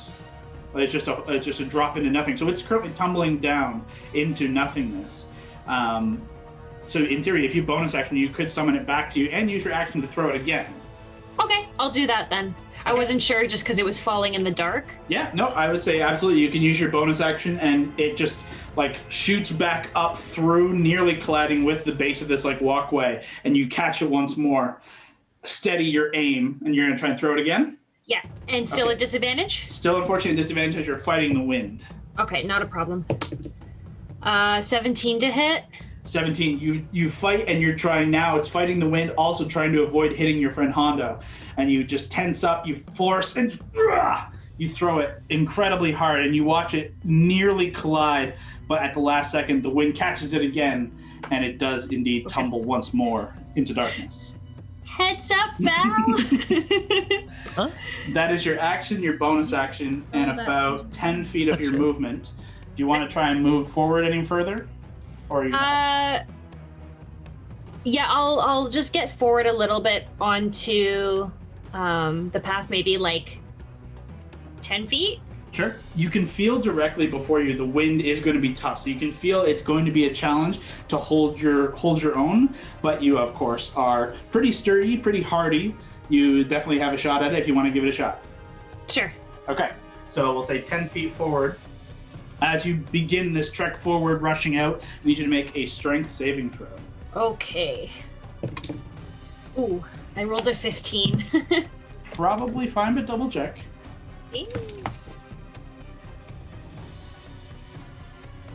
Yeah, oh yeah. It's 10, so 25. Yeah, you can feel the wind is hitting very, very hard, and you're struggling for the first step just to find footing, but your center of gravity is very low, and you do try and keep low, spreading your weight out over a wide stance, and you just begin to push forward. And at this point, you're still feeling the pressure of the wind right now in this space. Use 20 feet. You want to hold there, or you can go another 10 feet? No, I'll hold there. Okay, as you hunker down, kind of gripping into a chunk of the stone to hold your position, that ends Alana's turn. Takes us to Arthur. Arthur, let's see. Arthur steps forward up beside Eli, looks at the two and says, of course they're split.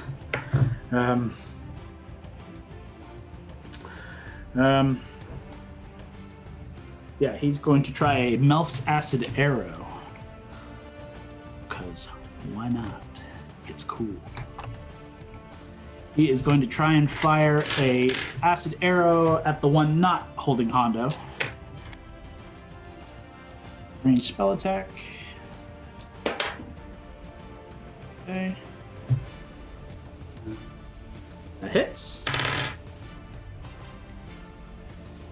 You watch as Arthur just kind of draws his hand up, and you see the same geometric symbols he's done before, but you watch as they kind of form into this triangular bow in one hand. He draws his hand back with the other, and you can see this singular line form between his two extended hands. He aims, and he lets go, and you watch this singular bead of green, bright neon green energy collide with this creature. Ooh, not bad. Taking 14 points of acid. Not bad.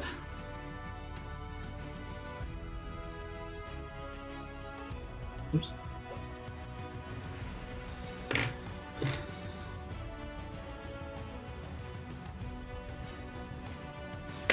And that will end his turn. No, actually. He is going to...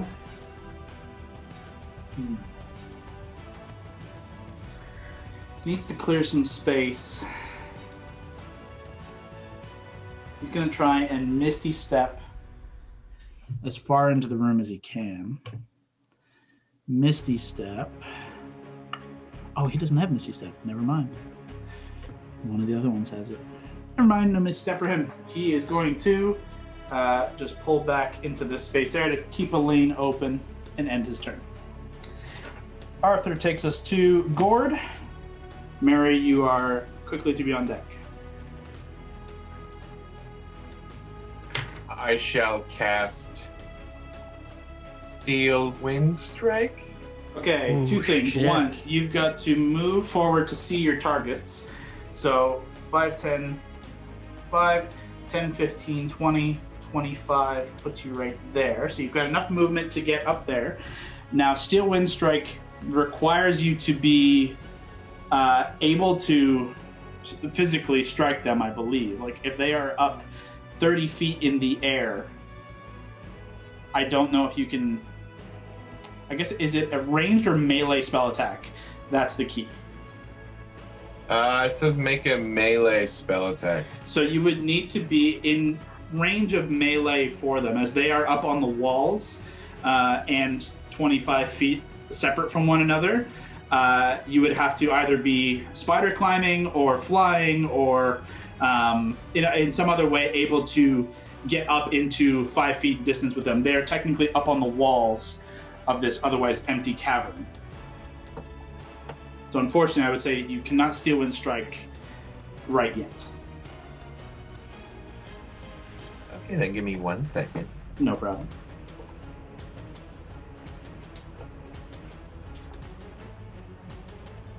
It does say range 30 feet.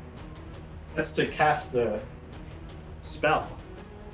But you've got to be able to make you have like 30 feet to your furthest target, because then you teleport within 5 feet of them. Yeah, it's like choose up to 5 creatures you can see within range. The range is 30 feet. Make a melee spell attack against each target. On a hit, a target takes 60 force. You can then teleport to an unoccupied space you can see within 5 feet of one of the targets you hit or miss. So wait, yeah. So wouldn't the range still be? I mean, maybe, but I'm making the DM ruling that it needs to be a melee, so you need to have footing. Sure.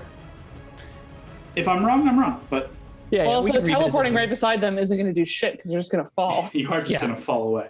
But Be hard to it is- hit when you fall. Yeah, I'm going to make the ruling that you need to be able to melee strike them in some capacity. Oh, right, because you like teleport between them. Okay, I get what you're saying now. Yeah.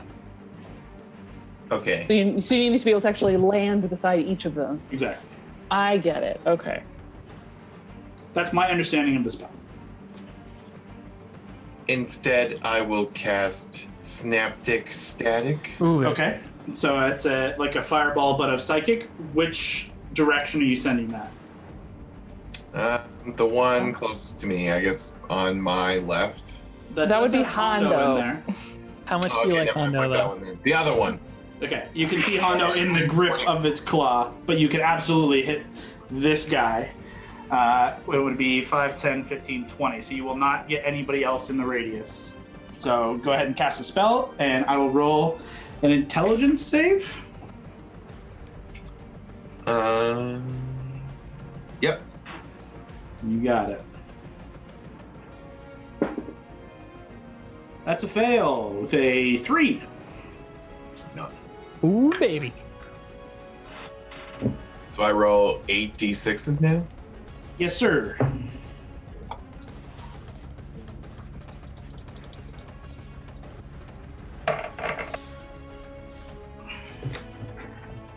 $19.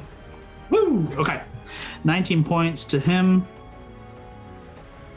You got it. As you fire off the kind of this crackling ball of psychic bursting energy, it collides and it kind of ricochet waves out. And you watch as the kind of it drops for a minute. It's kind of scraping along the side, catching itself on the many spikes and spines that jut out from the side of this cylindrical wall. And you can just see this kind of like faint kind of shaking of its head is not so much protruding out from its main body, but you can see its whole body kind of shaking and twitching in an odd, unsure of itself way. You can see that it definitely has taken effect. Stupid robot. That is your action and all your movement to get to that point. End of your turn? I think I'm good. There's Okay. another part, I'm sure you already know, but about if it fails. Yeah, it's a negative D4 or D6. D6. It has muddle thoughts for 1 minute. And that is on all attack rolls, ability checks, and saving throws? As well as constitution saving throws to maintain concentration. Okay, cool. I'll just post it in the... Good to know. Not other saving throws, just con. Just con. So attack rolls, ability checks, con saves. Cool. Is that concentration spell, Barak? That's awesome. I don't believe so. No, it's not. Yeah, it's great. It's just an after effect, afterburn of basically like a psychic fireball, but a 5th level, so it gets an added little bonus. Mhm. Cool as fuck. Yeah, it's pretty cool. That is end of Gord's turn. That takes us to the other creature here. And he's going to scuttle across and get down on the basically in the same position the other one was, scuttling across, getting down on the position, and he reaches out with his claw to grab Gord this time. Reaches up the claw. Even with the minus D6, I think we're hitting here. Yeah, that is 24 to hit. Yep. Gord, you take 8 points of bludgeoning damage, and you find yourself grappled in its claw. I do Hellish Rebuke. Hell yeah. Burning your reaction, it's a dex save. Dex save of 9, so it fails. Nice. 2d10. Okay. 4. That's kind of a shit roll on 2d10, that sucks. But you, one... Okay, you as it reaches down, you can see some of the acid from the Melf's acid arrow is kind of sizzling at its core, and it's like slowly sizzling and burning away. But it reaches down and grabs you up in one free claw. Its reach is 10 feet, but you guys are just out of range because he has to be up to get to that point. So unfortunately, he is just going to attack Gord with its spine or its stinger on the back of it. Shooting you with its stinger. That is going to be a 16 to hit. Gord, does that hit? Yep. Okay. Gord, you suffer an additional 7 points of piercing damage, and you feel a crackle of lightning as 11 points of lightning damage shoot through you as the spine stabs into your abdomen. And it ends its turn there, up on the wall, now grappling Gord as it kind of turns to hang you out over the gap, over the balance. That'll end its turn and take us to Mary. Can you confirm how far up that dude is? 10 feet. He's 10 feet above us, okay. Yeah. Ah, shit. Okay, so my plan wouldn't have worked anyway. Oh no, but I don't want it to drop Hondo, but then I know he can catch himself with Whisper, maybe. Neither of them look rough, right? They're still... It's difficult Hondo's to always tell. on death's door. Yeah, did you mean Hondo and Gord, or did you mean the... I meant the monsters. the Like, creatures. I want to hurt them, but I don't really want to kill either of them in case then our friends are going to You fall. have to kill the safe. Kill him. Okay, well, I'm too far away to use my swords. I'll just take 2 shots up right. Oh, I have the most distance. No, I'll take 2 shots right up at the one that has Gord because it just appeared. Or 3 shots, I guess I have now. Yeah. Oh, wait, sure. no, the other one I have sneak attack on though. Haha, That's I correct. lied. I will should do give you a this- little marker for that. I will do the sneak attack one. This guy is marked. What if you shoot through Hondo's body? Whoa. If I have to take a few steps up, I'll do that, yeah. Yeah, you can take 10 feet step up just to get not within the wind, and you can easily shoot left over Eli. Yeah, okay. You have to make your shots at disadvantage, Okay, that's which fine. will cancel out your sneak, unfortunately. Oh, fuck, right. So what was the whole point of doing that? That's so dumb. But we're already here. Go ahead and Yeah, roll. go for it. I rolled a 30 on that, and I don't get to use it. Well, shit. Okay, well, I'll roll them anyway. It's probably not going to hit with disadvantage. It's only a 16. A 16, No, isn't unfortunately. it a straight roll? Nope, it is disadvantage as the wind is blustering very, very hard here. And your arrow is just caught up about 5 feet out of your bow. Yeah, that's fine. Okay, try again. Disadvantage, of course. Yep. Well, one of them was a natural 20, but the other one was a 29. Okay, yeah, that'll hit. Did you roll a 20 and a 19? What the fuck? No, because I have a plus 11 on my longbow.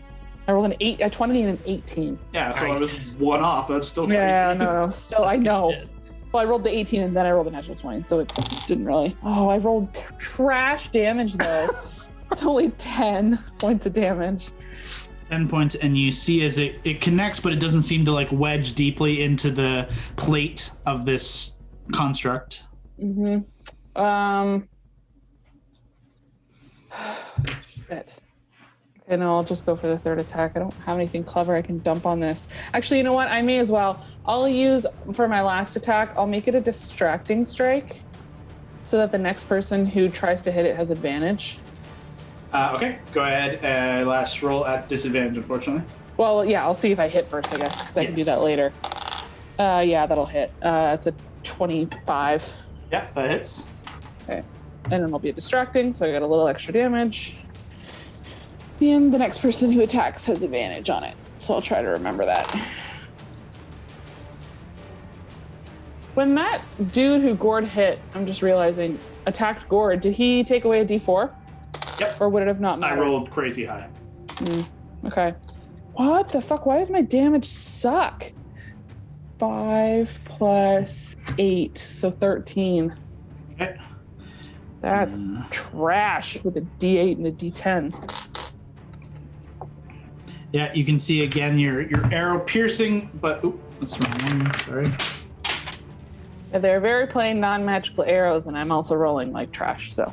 Yeah, not your best rolls. Oh, I just lost a die. But you do manage to connect and grant whoever hits next advantage, which is nice. That is going to end your turn unless you want to move any further. Can I bonus action just try to look around and see if there's any other foes that we might not have noticed, or... Sure, make a perception check with your insightful something or other. Eye for detail. It's eye for detail, yeah. That's 16 plus perception is 6, so what, 22? Quickly glancing around the room, it is hard to tell. On the walls, you don't see anything moving that shouldn't be moving, though everything is kind of moving by the push of the wind. Unfortunately, there's nothing that catches your eye. No, that's fine. I just want to make sure there wasn't another one of these guys potentially hiding somewhere. Yep. That's it. I think I'll stay where I am, and then I'll just look over to what's her name? Aurora, 'cause she was looking nervous, right? Yes. And I'll just say, just take a breath. We'll get through this. Try again with that guy, nodding to the guy that I just distracted. And that's it. She just kind of solidifies it with a nod, but no response. Is that the end of your turn? Yep, I'm not going to move because I'm okay kind of being a half-human shield there. Okay, that takes us to Hando. Would I be able to throw a whisper across the platform? You can certainly try. I'm to the end of, basically to the other side. All the way to here. Yeah. You are a sharpshooter, so I would say the distance isn't an issue, but the flurry of wind possibly could be. You'll probably have disadvantage. You'll certainly have disadvantage, but there could be other penalties. It's about 40, 45 feet, but yeah, you can try. I'll try. Okay, go ahead and make an attack roll. All right. At disadvantage. Okay. It's 21 total, 8 plus 13. Okay. And the second roll, 16. You grab hold of Whisper in the clutches of this creature, and you try and chuck Whisper, but the wind kind of buffets it, and you see it connect and it clatters as it slams and slides across the stone, but it doesn't seem to get a tip in so that you could teleport alongside it.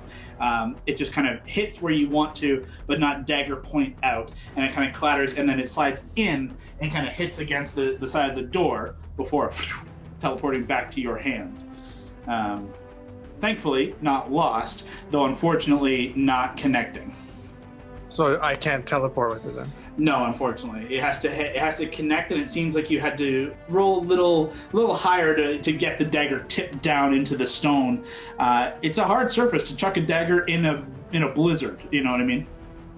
And I can't recall it back either. No, you have it. It automatically teleports back to you. So it returns to your hand. You do have it again, but you cannot attempt that again this turn. You have your bonus action where you can try and strike. I have. I can't do a spell then with my bonus. Unfortunately, you could do a healing word. That would be the only spell you could cast. Okay, Do you then. need healing? You're in the clutches of this creature. This is a tough one because I do need the creature to not fall in the wind. Okay, maybe I will heal myself. Okay. I will cast. Where is it? I guess Cure Wounds. No, it has a healing word. It's a bonus Oh, action. sorry, Healing Word. Yeah. So you can do whatever level, as many D4 per level plus 3. So like it's not listed in my second level spells, but does that mean I can't do it as a second level? Oh no, it is. It's right here. Never mind. It should be in blue, and then you can click upcast. I cast it. So a second level healing word is 2d4 plus 3 to yourself as you heal yourself up. So I go 9. So you heal up 9. That's your action, bonus action, and you have no movement as you are grappled by this creature, and it costs an action to escape, unfortunately. That is the end of Hondo's turn, unless he wants to say anything or do anything. Nope, I'm good. You got it. Lavender, where do you? I'm going to just firebolt the one that has Hondo. Okay, let's move you up to I'll have to there. move. Yeah, I'd say you can see it from this direction. Yep. Okay. Go ahead and So roll. I do that. Roll your spell attack. 17. 17. As you collect yourself, you bring forth the chaotic energies and you fire forth. It does connect, but it just seems to glance off of the armor, seemingly not hitting with significant force. Oh wait, so that was your damage. And you need to roll the attack first, I think. Oh, okay. Oh, my Sorry. mistake. It's 17. No, I we're not lie. repeat what I said. So great. That's your action. Did she roll with advantage? Is this the one Mary hit? Oh, Yeah, so there you go. roll again. You have advantage. on 17 again. Come on now. Come on, baby. this. Yeah, give me 17. 19, baby. A 19 is AC. Just hits. Sweet. Hey. So, 17 points of fire damage now. Yeah, do you want to just keep that? Yeah. Yeah, for sure. You see it connect, but it not dealing quite as much damage to the metallic exoskeleton. It still does, but not quite as much as you may have wanted. Okay, that is your action. And I think I'm just gonna back up. Goodbye. Yeah, you Bye, got Hunter. it. Bloop. That's the end of your turn. Takes Bueno. us to the fellow with Hondo. It begins to scurry over this way, and you watch as it makes its way along the wall, both claws outstretched, it flings Hondo, dropping him into the chaos, into the chasm. Hondo, you're dead forever. Oh man. Hondo begins to tumble back. Eli, who is the closest one out, let me make sure he has this. Oh, Can I react as I fall and throw Whisper? Unfortunately, no. into Eli. It's not part of the reaction for, like, you're being thrown. It's not moving out of your range. It's throwing you away from it. But you begin to fall and you begin to pull Whisper back, but you feel suddenly you're floating slower than a simple fall, as you can see Eli has tossed this kind of faint feather dust into the air, and Hondo's descent is suddenly slowed as this creature moves forward to strike Eli. So that might save you there, Hondo. You have to wait and see. I'm ready for Whisper to throw it up if I need. With the first strike, Eli is grabbed and clawed in the grasp of this. No! God damn it, everyone. I need someone to not be held for my turn so I can try something. Shoot the hostage, that's what I He said. is going to take some claw damage. Stop rolling. Fuck. Eli takes not a ton, only 7 points of damage. But he has to make a Constitution saving throw. Takes that to that. You actually look, as Eli gets grabbed, You watch as the claw connects around him. You can see this faint kind of bluish shield protect around him and almost take some of that damage for him. And it's different from the shields you've seen Valentine throw up to protect himself from harm. It's a little different, but it seems to absorb some of that initial damage. And he doesn't seem to wince out in pain, despite the fact that he was lifted aloft and then took a lot more damage. With the second claw strike that jabs into him. Dropping that to that. And then, yeah, fuck it. He's going to go for the old stinger into him as well. That is going to hit, but can Eli... No, he's used his reaction. No shields for Eli. Get fucked.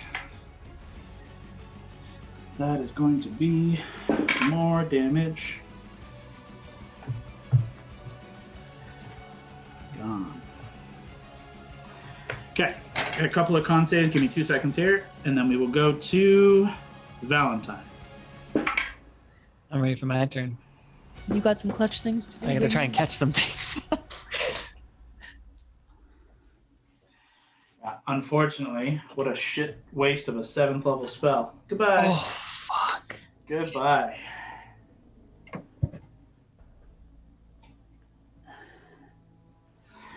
That ends Eli's turn, or that ends the Skaladar's turn.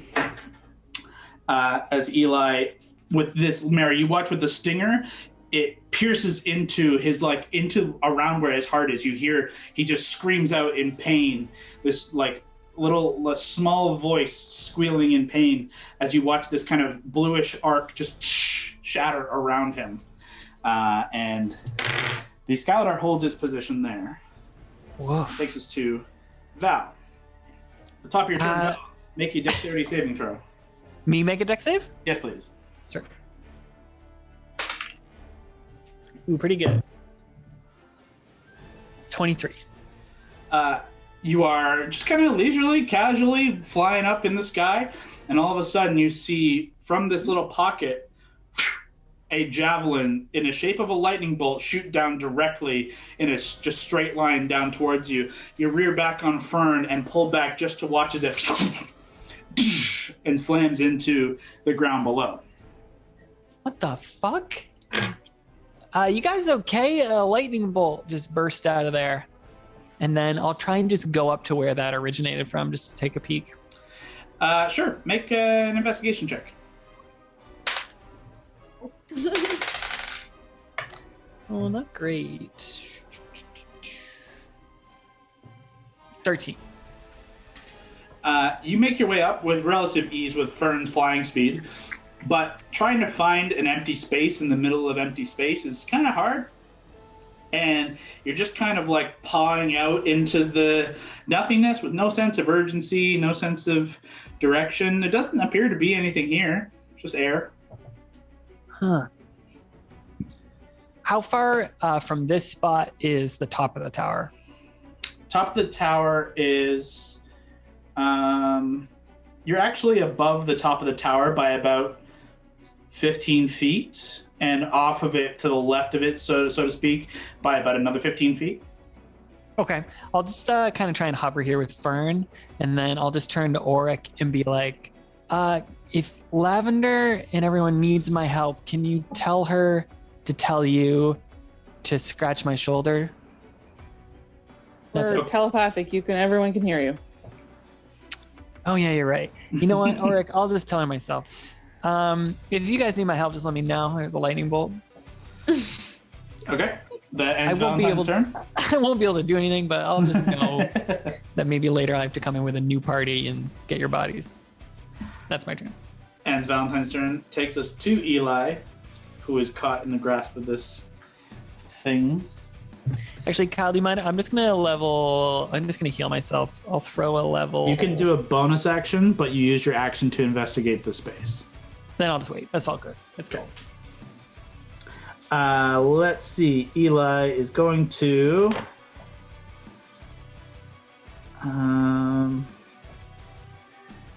Eli is going to try and Misty Step out of this guy's face. He's the one that Misty Step. And he's going to try and just Misty Step beside Allie. Unfortunately, still in the powerful gust of wind and has to try and make a save against that.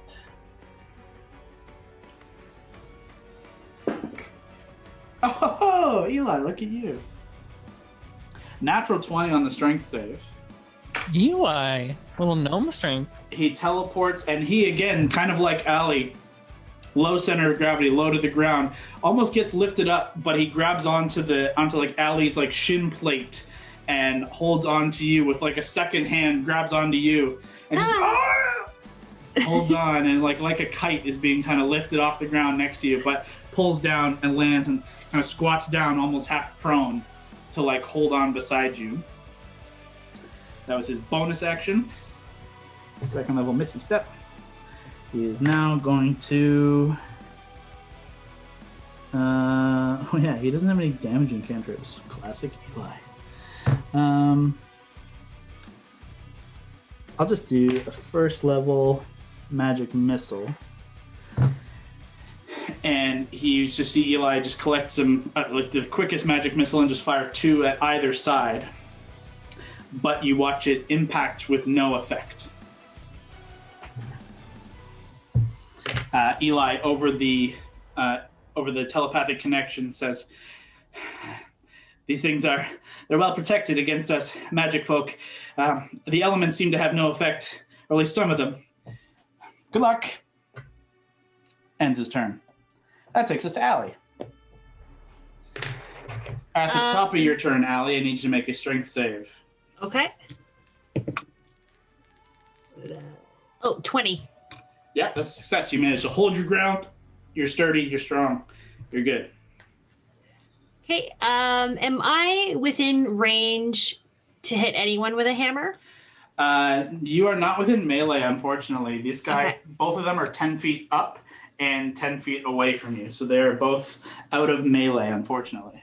Am I able to jump with my boots and hop on one of them and then Ooh, hell yeah. try and hit one with a hammer? Yeah. Absolutely. Okay. What I will ask for is an acrobatics check. Okay. Not with disadvantage. You would be buffeted by the wind, but your boots give you kind of magical leaping ability, so a straight acrobatics roll. Okay. Oh. 25. Hell yeah. Yeah, you, imbued with the strength of these boots of striding and leaping, you just jump up, the wind kind of carrying you aloft, left or right? Probably right. Right has Gord in its clutches, the left just dropped Hondo, and Eli teleported away. Okay, I'll do the left then. Oh, you're going to go left? Okay. Sure, yeah. So, Allie, yeah, you just leap up into the air, bringing your hammer down, roll your attack. 20 to hit. That'll hit. Go ahead and roll damage. Okay.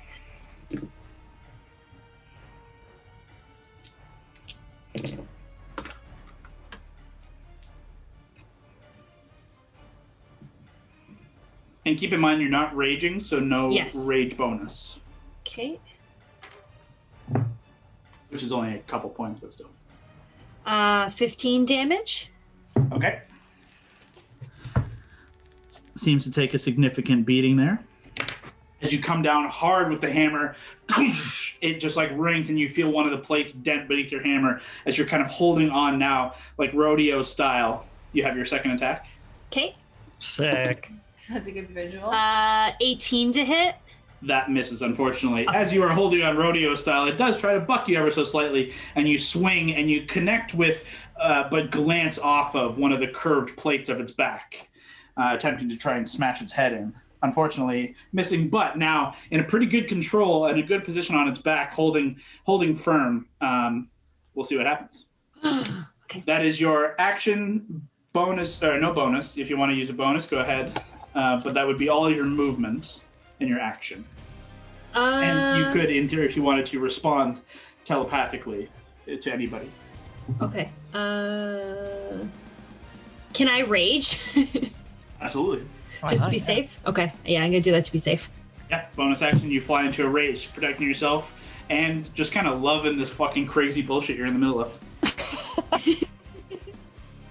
That ends Alana's turn. Takes us to Arthur. Gord, you're on deck. Arthur once more is going to step forward. What do we got here, Arthur?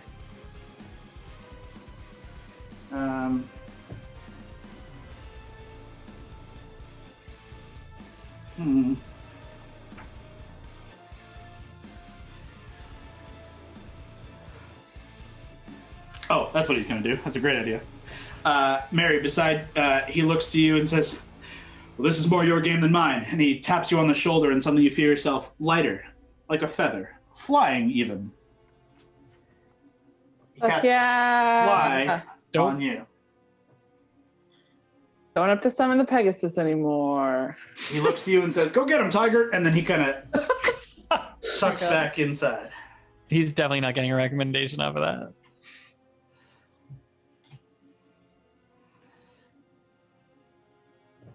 That will end his turn. Over the telepathic connection, Valentine, you hear, everyone hears, but Valentine, you also hear, says, we do indeed have a situation in here, Valentine. I don't recommend coming in here, but hopefully we're not all coming out to you in more dramatic fashion. Keep an eye out for the blue one, though. And that will end his turn. Anyone but the blue one. That is Arthur. Gord, you are up. You are in the clutches of this construct.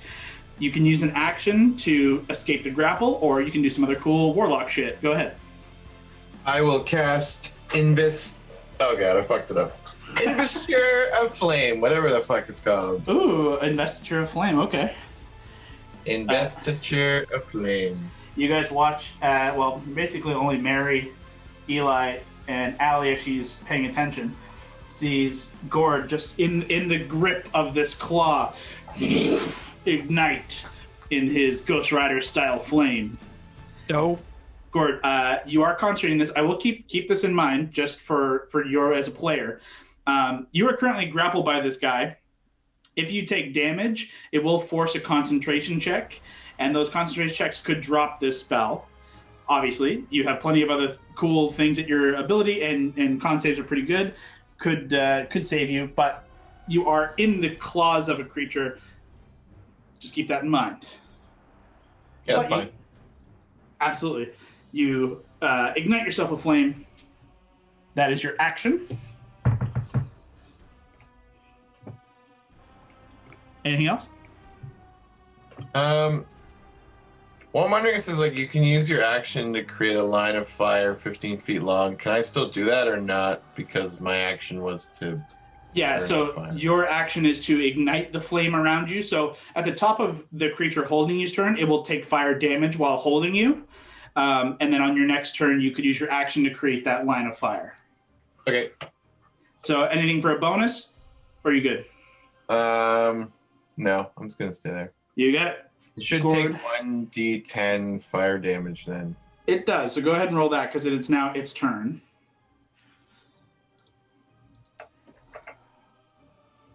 That's a 4. Okay.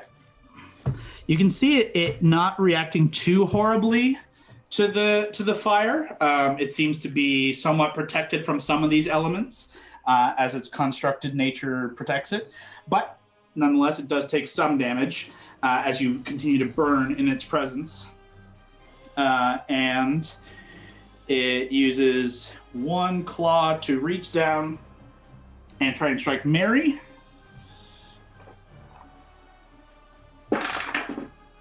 Natural 20 against Mary. Come on. That's a 27.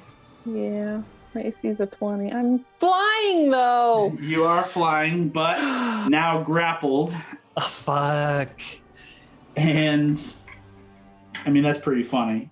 Sucks. And you suffer 8 points of bludgeoning damage as the claw, as you're kind of imbued with this flight. Your natural reflexes are somewhat dulled with the kind of awe of being able to fly as this creature grabs you from the side and yanks you up into its space. It then begins to make its way across on this side. It's going to go for the stinger against... Well, I got both of you here. It's going to grip Gord with the one claw. It's going to just tighten its grip on you and deal some damage. Try and deal some damage to you, Gord. Yeah, it's 26. It's already got you in its grip. It closes its claws around you for... you take 8 points of bludgeoning, Gord. And I need you to make a Constitution saving throw, DC 10.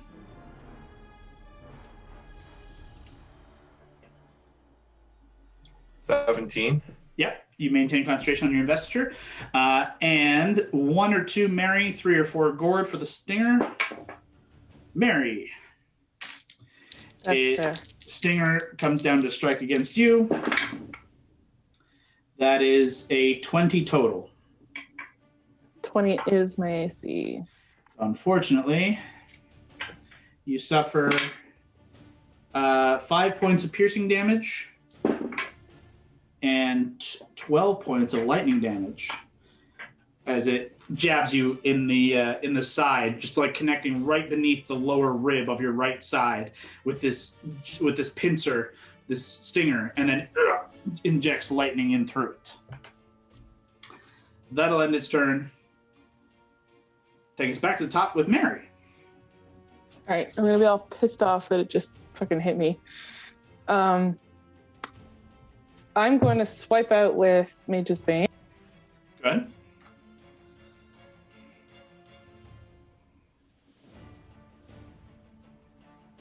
That is a natural 19, so I think that's gonna hit. That will hit. Question. Mm-hmm. Gord, is he an ally that would count towards sneak attack or no? Gord is not necessarily incapacitated, and he is currently on fire trying to fight it. So I would say yeah. Cool.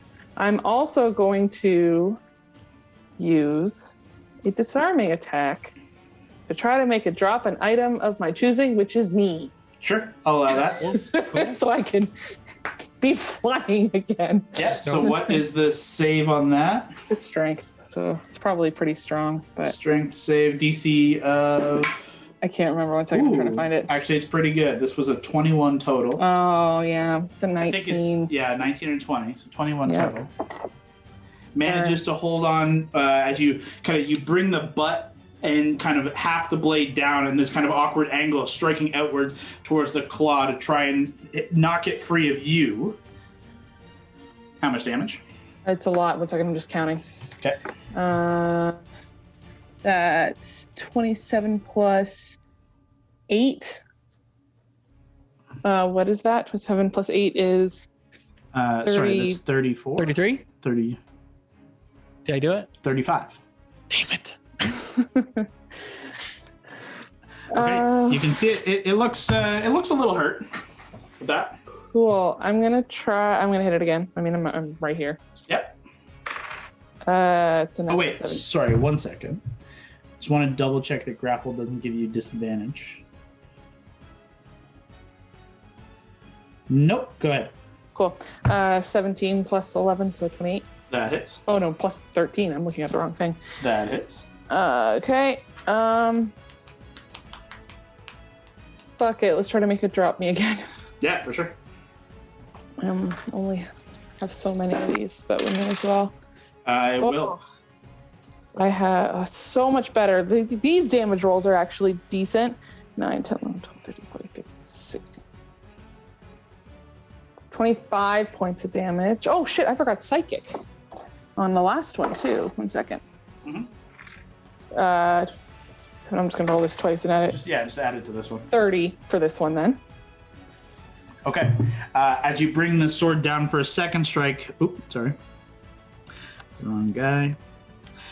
Second strike, you do hit and you kind of bend and break one part of the claw, this like hinge part that is opening and closing the claw, and it does loose, and you feel yourself drop free, but you catch yourself in the fly spell that is imbuing you, catching yourself directly before. As you do, you feel the wind that is now buffeting you push against you, now free of its grip. I need you to make a strength save. Where the hell is my d20? There it is. Strength save. Yep. Where the hell is my save? That's 25, 26. Yeah, absolutely. You can feel the wind pushing against you, but like strength of will holding you in place with this fly. Cool. Can I? How much? What's my fly speed? 60. Okay. I'm going to try to go around I'm going to hit him again because I have one more attack. But first, can I? Or I guess I can do it on the way. It doesn't really matter. I want to try to eventually, between my attack and my move, get to where I'm kind of like underneath Gord. So if this thing ends up dropping him, sure. Potentially I could try to help catch him. I'm not sure. Yeah, for sure. Okay. Oh, this one might not hit. It's only a 6 plus 13. Oh, actually, that's not still a bad roll. A 19? Yeah. That hits. Just AC is 19. Awesome.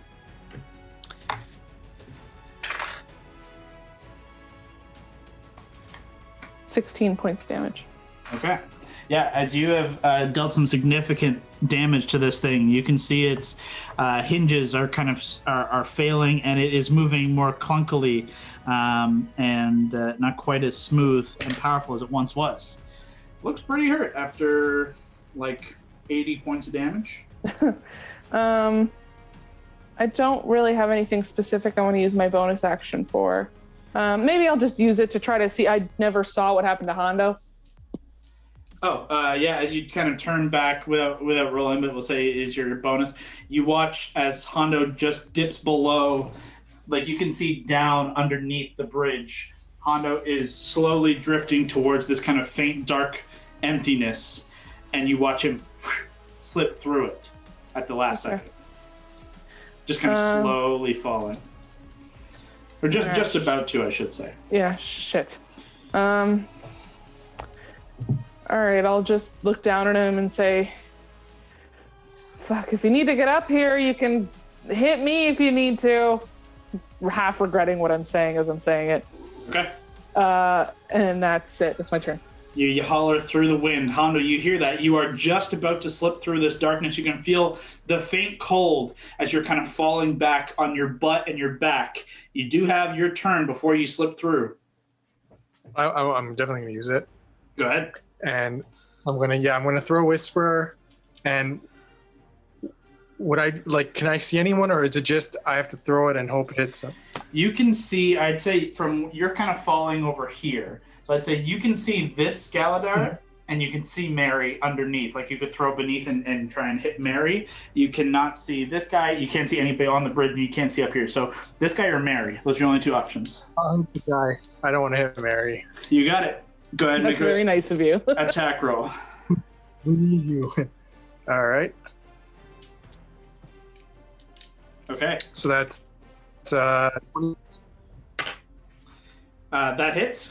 I'm going to say go ahead and make a strength save as well.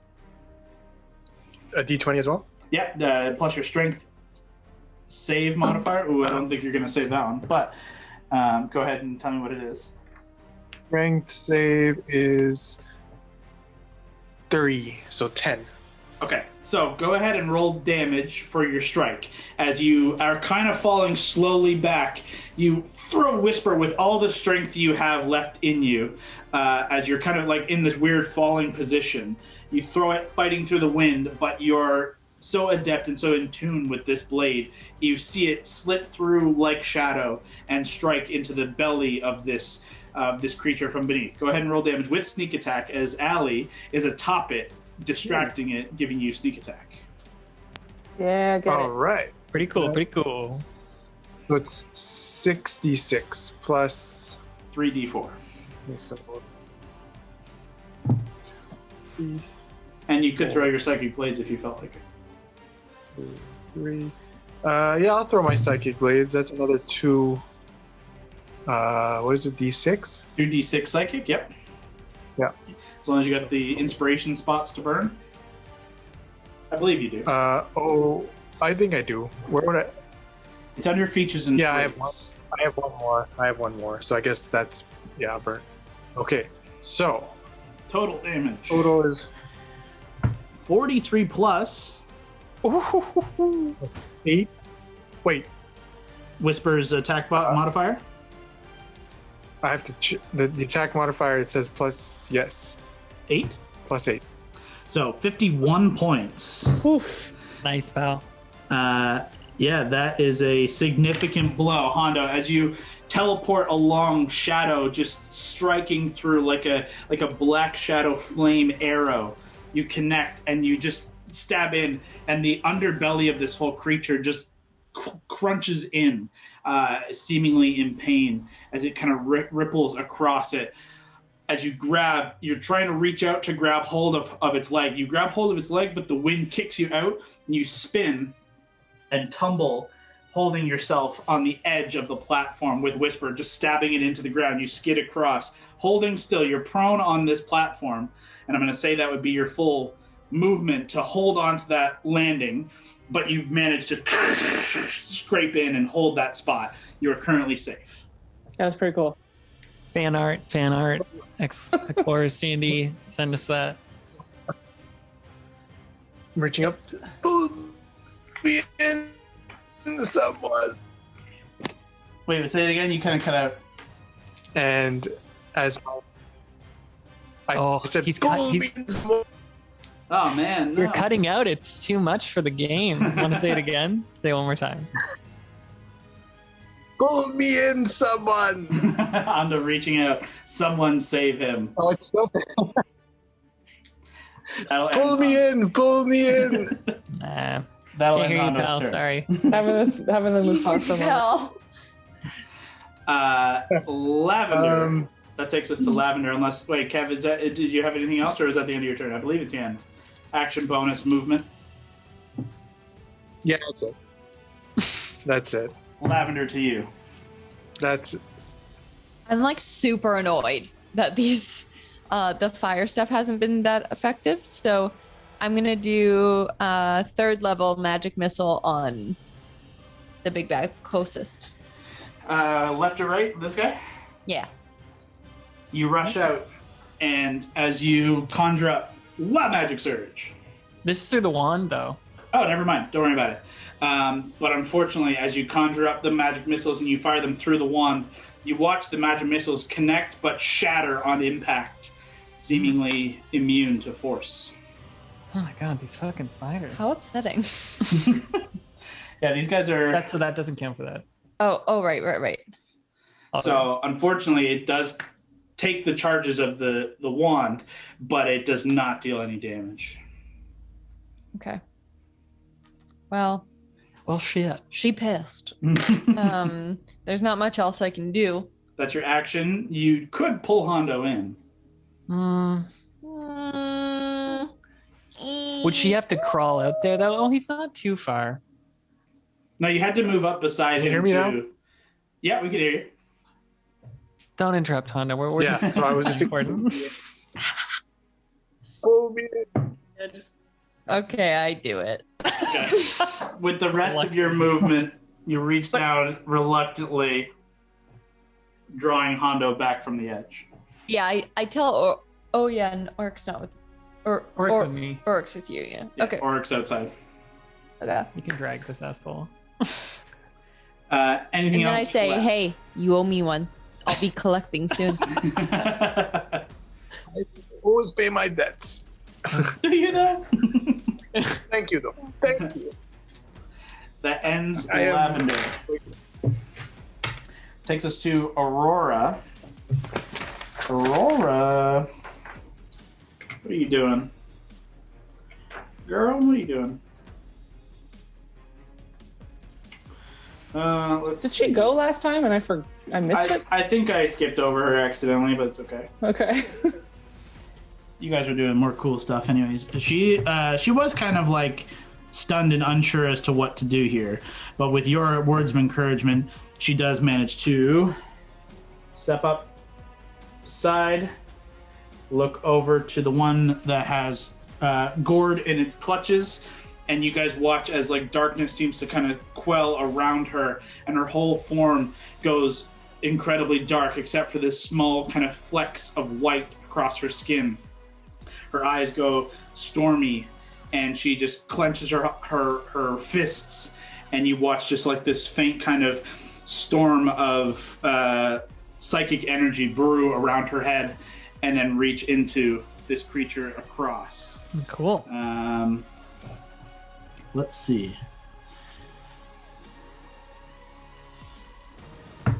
Okay. Wisdom save.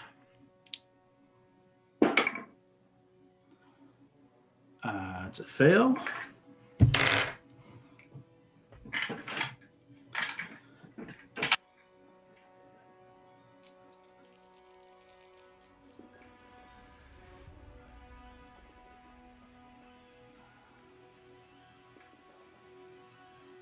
Okay. You watch just the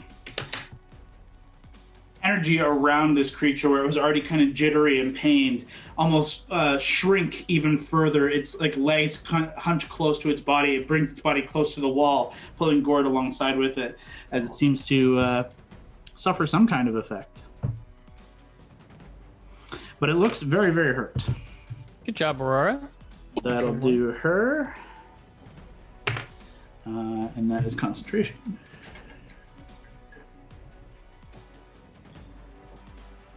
She holds her position there, kind of clenching her eyes shut and focusing on this energy. Takes us to this guy. Allie on its back. It reaches down with one claw and grabs hold of Aurora, or attempts to. She is trying to focus on this effect. Oh, yeah, that's going to hit. Aurora has shield, but will not save her, so she's going to save it. Aurora gets lifted up into the claws.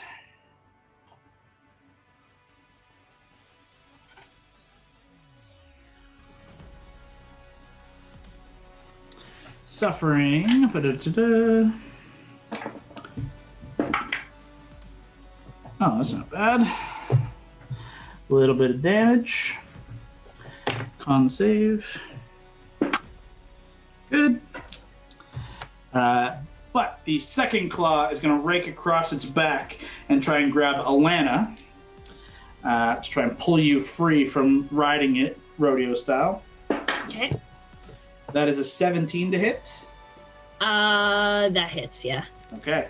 It does grab you and just rips you forward and grapples you now in this other claw. Oh. You suffer 12 points reduced to 6 bludgeoning damage.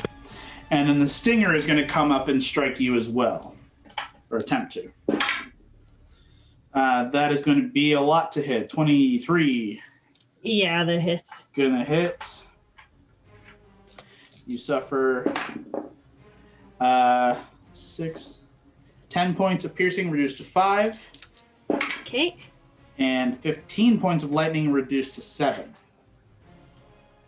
Okay. And then it grabs both of you and scurries across the wall over here. Holding both of you grappled now. That is going to end its turn. Take us to Valentine. Well, I was waiting for a blue friend and never arrived. It's kind of Currently don't see him. Could I try? I don't really know. Maybe I'll just try and do like another investigation about... I don't really think so. I'll fly up to the roof. I know those things when you got too close, those like things activated. Mm-hmm. Could I try and do a perception check to see if I could spot any way in from the roof, like any door or anything that's like latched shut? You are currently 15 feet away. I'd say you have to get a little closer to get an idea. So Sure. You got to move within at least 5 feet of the edge to get a good viewpoint. So as you move in, you can see the several kind of plates begin to open, but are not open fully as the defenses begin to come online. Go ahead and make your perception check. Perfect. Oh, not that great, but I'm good at this. I think 15. Let me just check. Yes, 15. There seems to be, there's a hatch about the middle of the space of this tower that seems to open up and outward. You do recall Hondo mentioning the same. And as you take a quick glance, without getting too close and without getting too in danger, there doesn't appear to be any other way in. This seems to be a singular point of access. Okay. I will pull back to try and deactivate them and just like sink down then. Sure. You slide back out of harm's way, and as far as you know, the cannons have kind of receded. And then I'll just be like, hope things are going well. I don't see Hondo, so he might be dead. That's it. Okay. I'm good. End of Valentine's turn takes us to Eli. Eli, at the top of his turn, has to make a strength save. What was that? Enough?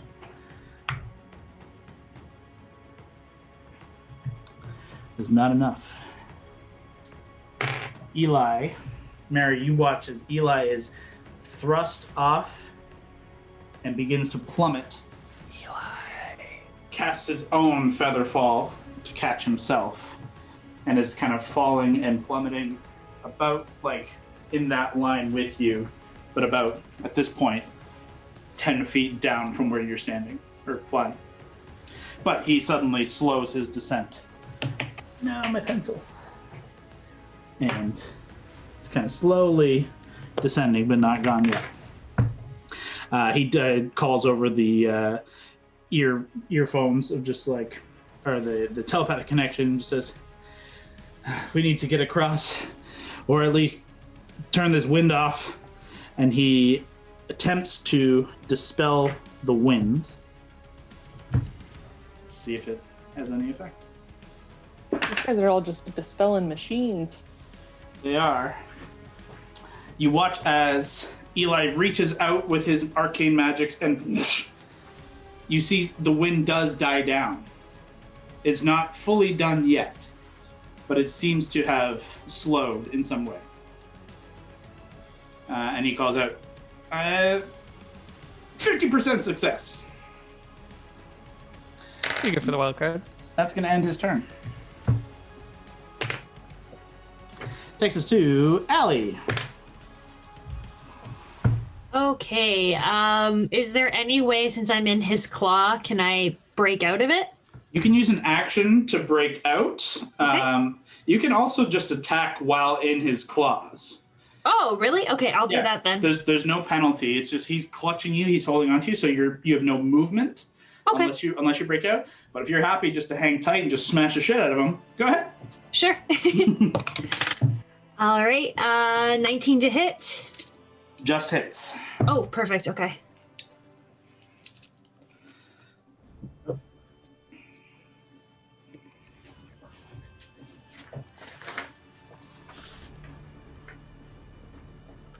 Okay, 19 damage. Okay. Starting to look pretty hurt. Excellent. Okay, and 24 to hit. Definitely hits. Go ahead.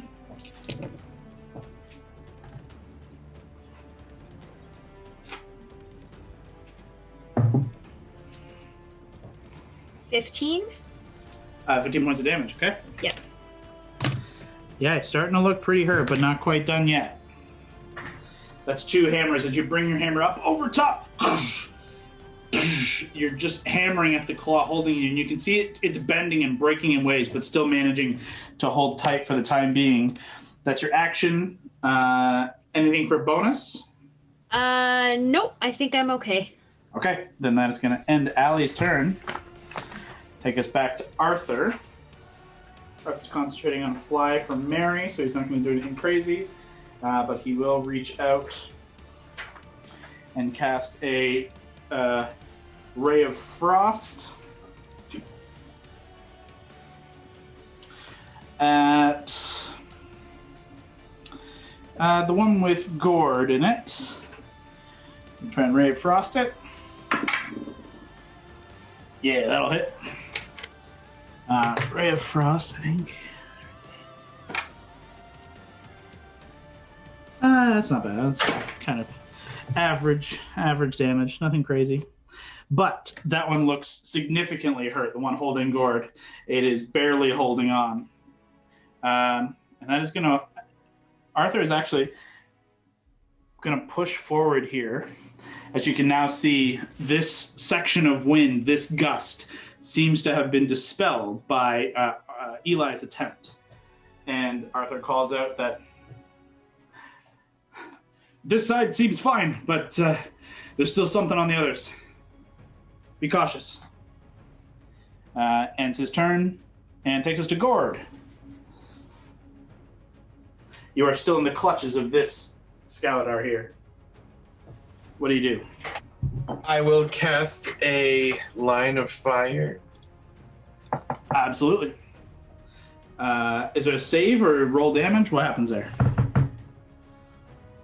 1 second, I just had to restart my... Where are you putting it?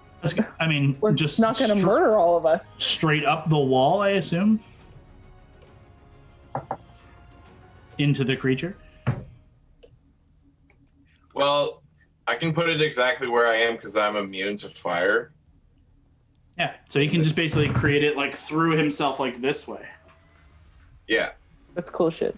Yeah. So, Gord, you bring your hands across and this line of fire just extends out and ignites yourself. Part of the webbing on the wall does begin to kind of burn away, and the creature itself ignites as well. I have to make a dex save, which I just fail. looked. So go ahead and roll 48 fire damage. 48.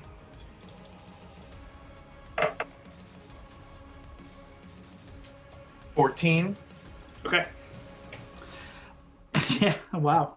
Even with the reduction, Gord, you feel the form of this creature as you just ignite. It just begins to crumple and fall, carrying you with it down into the darkness. As a bonus action, can I use Far Step? Absolutely. That will drop your investiture of flame, but yes, you can. Yeah, that's fine. And then I'll just go where, there. Yeah. As you create this line of fire, and then you begin to feel your stomach drop out as you're falling, you just fade into like a ghostly form, and you appear directly beside Arthur, safely, without wind, on the platform, concentrating now on the teleportation magic of Far Step. As you guys all watch this Skeletor just tumble out of sight. Badass move right there. It's good shit. Gord, that is your action. Bonus action. You can move if you wish. I'll just stay there. You got it. At the end of Gord's turn, takes us to... That guy's dead now, so... Mary. Can I get over to the other guy? So, just a reminder as well. Eli is feather falling. Yeah. Oh, that's true. You can, of course, make it across. 5, 10, 15, 20, 25, 30, 35, no problem. He is a tiny lad. Can I chuck him upwards? What you can do, you have 60 feet of fly. He's only slightly down, so you can grab him and deposit him on your way. Sure. I'll say that is going to use one of your attacks. That's fine. To grab him, chuck him onto the ground. By like the scruff of his robes and like... Yeah, he tumbles and he's going to take some damage as part of... It's less damage than if he fell all the way. I'm exactly. He only takes 1 point. I rolled horribly, so he takes 1 point of damage. Scuffs his knee as you fly across to hit this guy. Yeah, I wanted to try to like similarly... I guess I could... If I could hit him from underneath if he's on the side, so that I'd potentially be underneath people in case they start falling was kind of the idea. Okay. But if that doesn't work out, that's fine. Wherever I can get to. No, he's up on the wall. You can get underneath. It would just be, I'm going to give him a little extra AC because you have 2 creatures clutched in front of you. I get it. That makes sense. So I'm going to give him half cover. Not Okay. a ton of AC, but a 2+ boost. First one's a natural 17, so it's probably going to hit. Yeah, you're fine there. That is your final attack. You can use your bonus for the final attack. Well, I get 3 attacks. Oh, that's right. You're level up now. Yeah.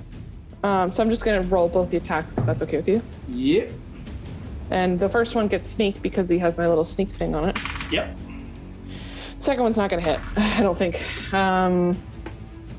It's 19, and you said you were adding some AC. So Yeah, unfortunately, with the to try and pull back from hitting Allie or Aurora, you strike with less effect. That's fine. I'll roll my. I don't have anything else to use for bonus action right now, so I will use my bonus to use Timor's Edge. Yeah. That'll probably hit. That's almost a 30, 29. Yeah, that'll hit. Okay, so I'm just gonna roll all this damage at the same time. Yep. No, stop falling.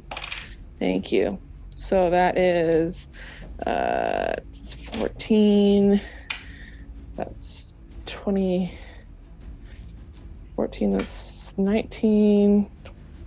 23 plus 2 attacks worth of added damage. Sorry. 23. 39 points between the 2 hits. Yeah. With the second strike up, your first strike slams into its one claw, and you can see it loosening around Alana. Your second, you just bring Timora's Edge up underneath, like Sam attacking Shelob, and just jam your blade up into its gut, and you just watch as it tenses, and all of its limbs tense, but it releases the 2 claws. Alana and Aurora begin to tumble. Mary, you can grab one of them. I know one can fly, but I also know there's not a lot of time. The other one's raging and can take far more damage. I'd probably grab Aurora, to be honest. Okay. Because Wow. I know Allie can take the hit. And then Val, you got a lot coming your way in a sec. Grab Alana. Yeah. Alana, you watch as Mary does some mental calculations, and with a little bit of a wince, swoops down to grab the kind of wayfish Aurora rather than protecting you. But Rude. you tumble into darkness. Unless you have a reaction to slow yourself in any way. Off the top of my head, I don't believe so. I don't think I do. No, I don't think I. Oh, no, just. Yeah, no. Warding maneuver, that's it. Unfortunately, as you tumble into darkness, you do fall. Eli does not have a reaction to protect you, and Arthur does not have that spell. So, nor does Aurora. You fall into darkness and just begin bracing yourself for an impact. Val, on your side, you did catch that warning from Mary. You position Fern beneath where you believe this spot to be, and you see, like about 10, 15 feet below, you see the Alana just begin tumbling through the air, ass over tea kettle. You try and catch her? Hell yeah, Fern and I. Go ahead and make a strength save. Oh, it had to be strength. That's a really good roll, though. Okay. What do I add to strength? +1. 19. As Allie is tumbling, you position yourself below, and you leap off of Fern, and you reach up and you grab Allie in this like fireman's carry as you land back, and Fern kind of swoops up underneath of you to kind of like bounce the weight down. You tumble into holding Allie. You both almost fall, but Fern is adept, swoops low, and you get low to the ground. Sick. Hey. H. You're back. Super hot sack. You can hear us okay?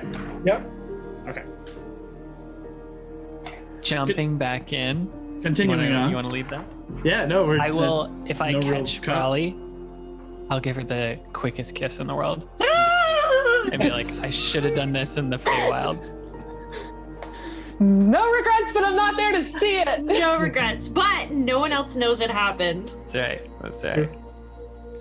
Yeah. Maybe Auric, that spy. That's the only one we have to consider. Or died. It's okay. And then I'll fly us back up and be like, P.S. I have no idea how we're gonna get back in here. It's okay. We're with each other, so nothing really matters right now. Oh my god, that's cute. There's just a faint brush of cold wind and this faint snowfall of the exterior of the College of Whitethorn in Arendelle as the two of you kind of settle back down to the ground. Keith rushes over, nuzzles into Valentine's back, try and drop Alana as the two of you stand kind of hand in hand with Keith on one side, Fern on the other, kind of embracing this weird little family you've created. Fan art at Hexplorers DnD. Fan art, please. Back inside, there's still wind kind of rushing around the room, but it seems to be lessened. And the monsters appear to be gone for the time being. What are we doing? What are you kids doing? You still have a telepathic connection with everybody, so you can all keep in contact. I'll deposit Aurora somewhere safe. I'll get her on the other side. Deposit is such like a just like a depositor. Well, I'm not gonna throw her.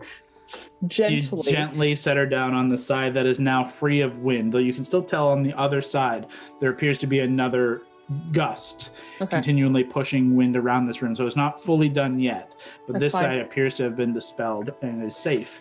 Aurora gives you a quiet thank you as you begin to continue what you were doing. I was just going to ask Arthur, how much longer does this last for? You've not got much longer, in truth. What are you trying to do? I have a dumb idea that's probably not going to work, but I'll try anyway. I'm sorry. I lied. You have a solid 9.5 minutes. Oh, great. Okay. Don't worry about this. I have like 100-foot rope or 90-foot rope or whatever. Mm-hmm. I'm going to go down no further than like maybe just to be safe, like 10 feet higher than where I saw Hondo, like I'm almost about to disappear.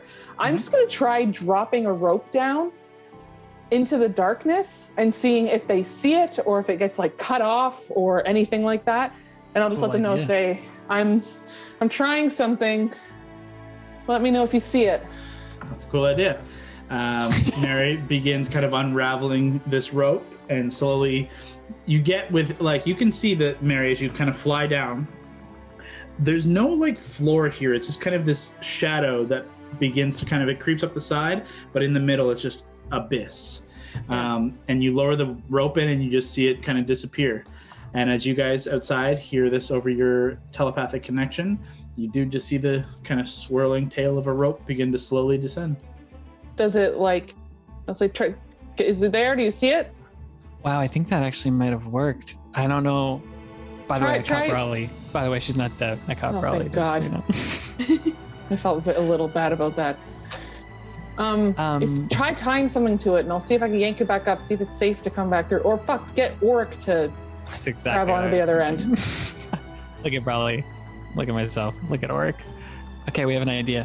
Lav, if you could tell Auric to do this. Auric responds. Oh, fine. And begins to kind of curl up on the rope. And I'll try to pull it back up, and I'll try to pull it back up and see if it'll actually come through in one piece. Yeah. With relative ease, you pull back the rope and you see the winged cat alongside. And with this, and within the 10 limit fly speed, with probably a little help from the rest of the crew. Actually, you know what? You have only 100 feet of rope.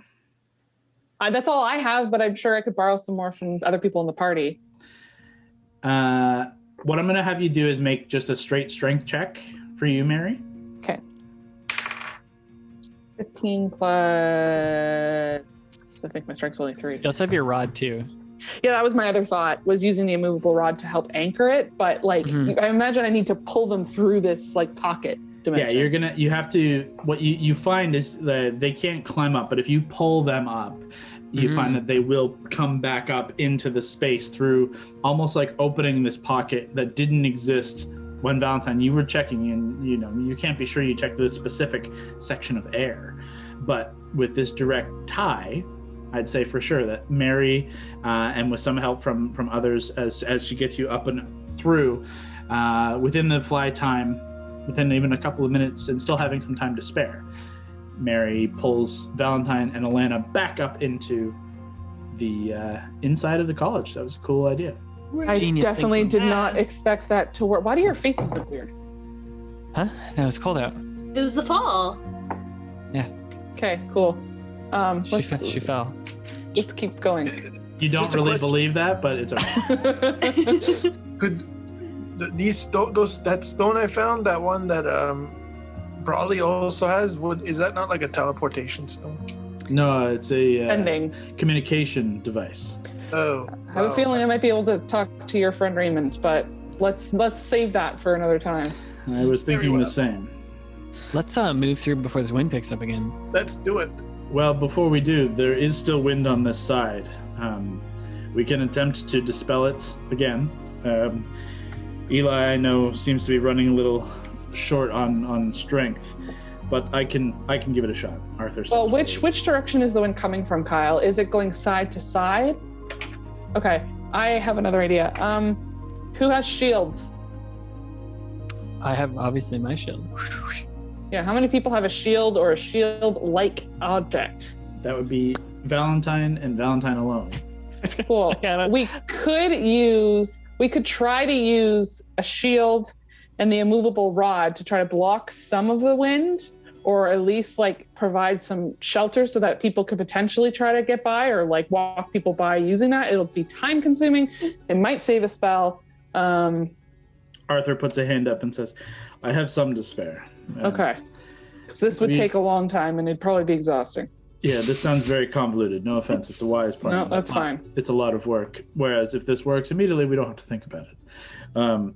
In truth, I believe we are one door away from the headmaster's office and the teleportation circle, which is the vast majority of what we're here for.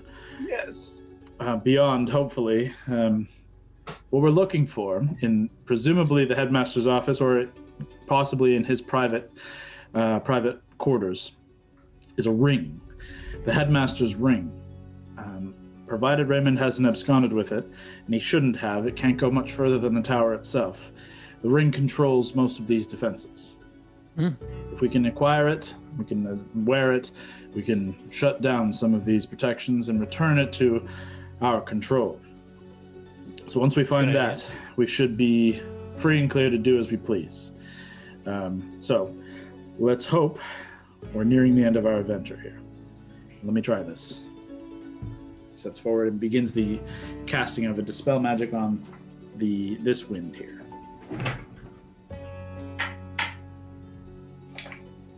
While you do that, not a good look. Well, you don't do that. Well, you try to do that. You can certainly try. Unfortunately, it does fail. It's okay. It's okay. We've all been there. Arthur just kind of rubs his chin.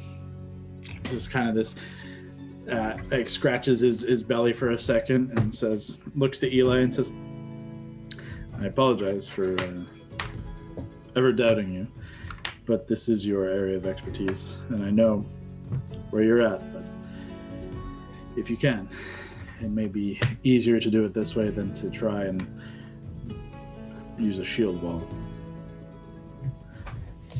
Eli, you got this. You've always got this. We believe in you, and I'll give him a little inspiration. Thank you, Valentine.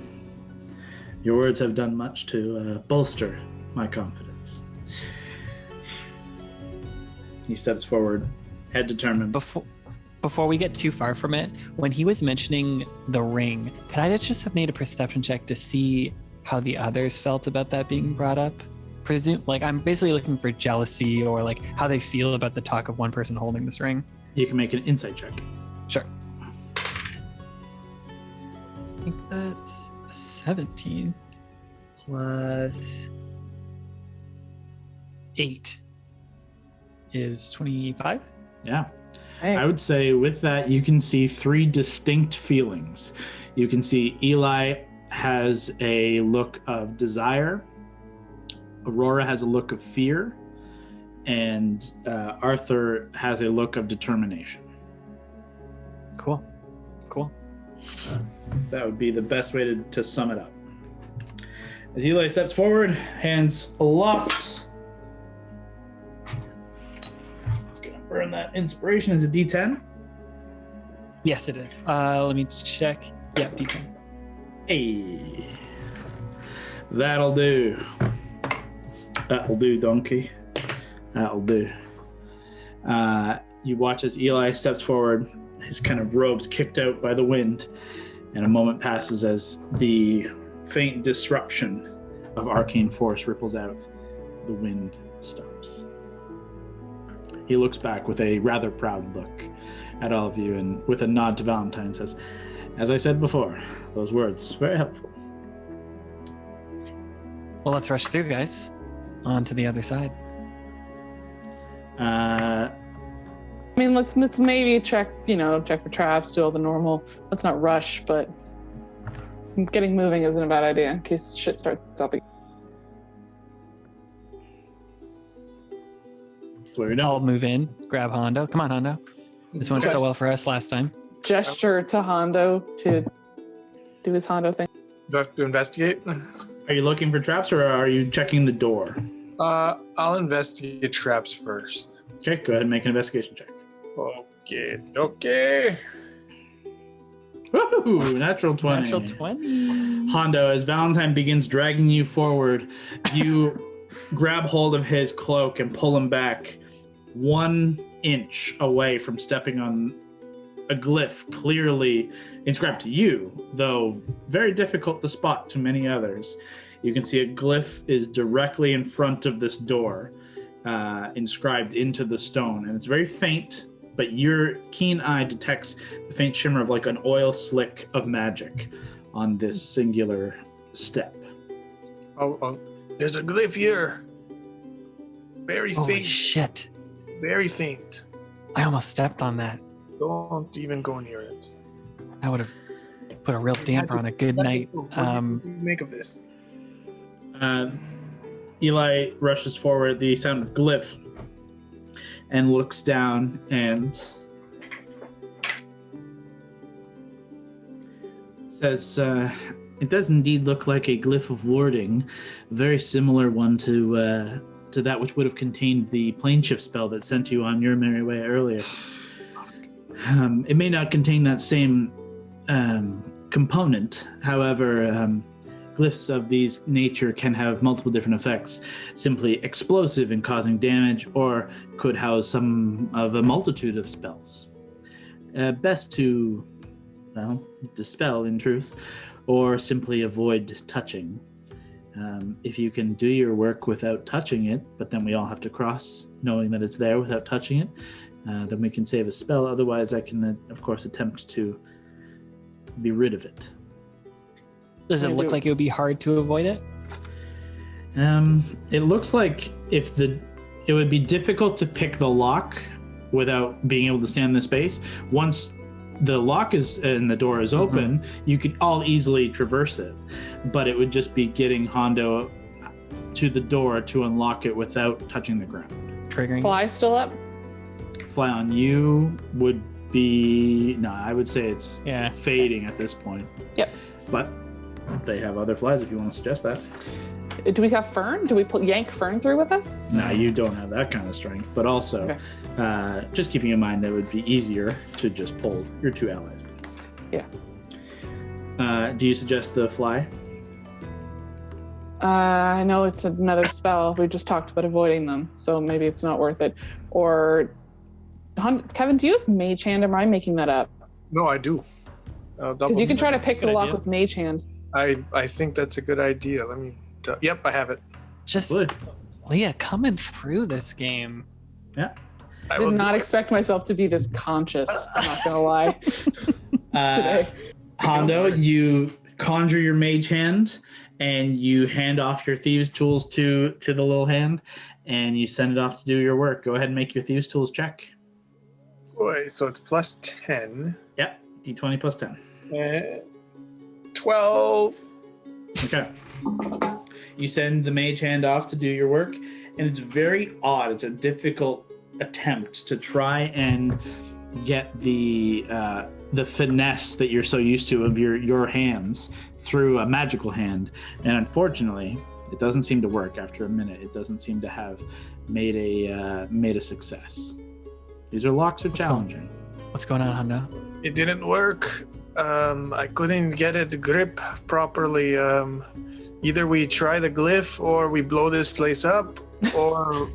Why is that always your Why don't we try this? You're rotating the wrong way. You got to rotate like this. Look, if you rotate counterclockwise, you're going to do it. And I'll inspire you. So I roll again? Valentine inspires you. With that inspiration, you can give it another shot. All right, so I rolled 14 plus 10. Why don't you add a 10 Plus just inspiration. so let's go for it. So plus 10 again, so 34? Plus No, D10. a D10. Oh, D10. Roll a D10. That'll do it. Okay.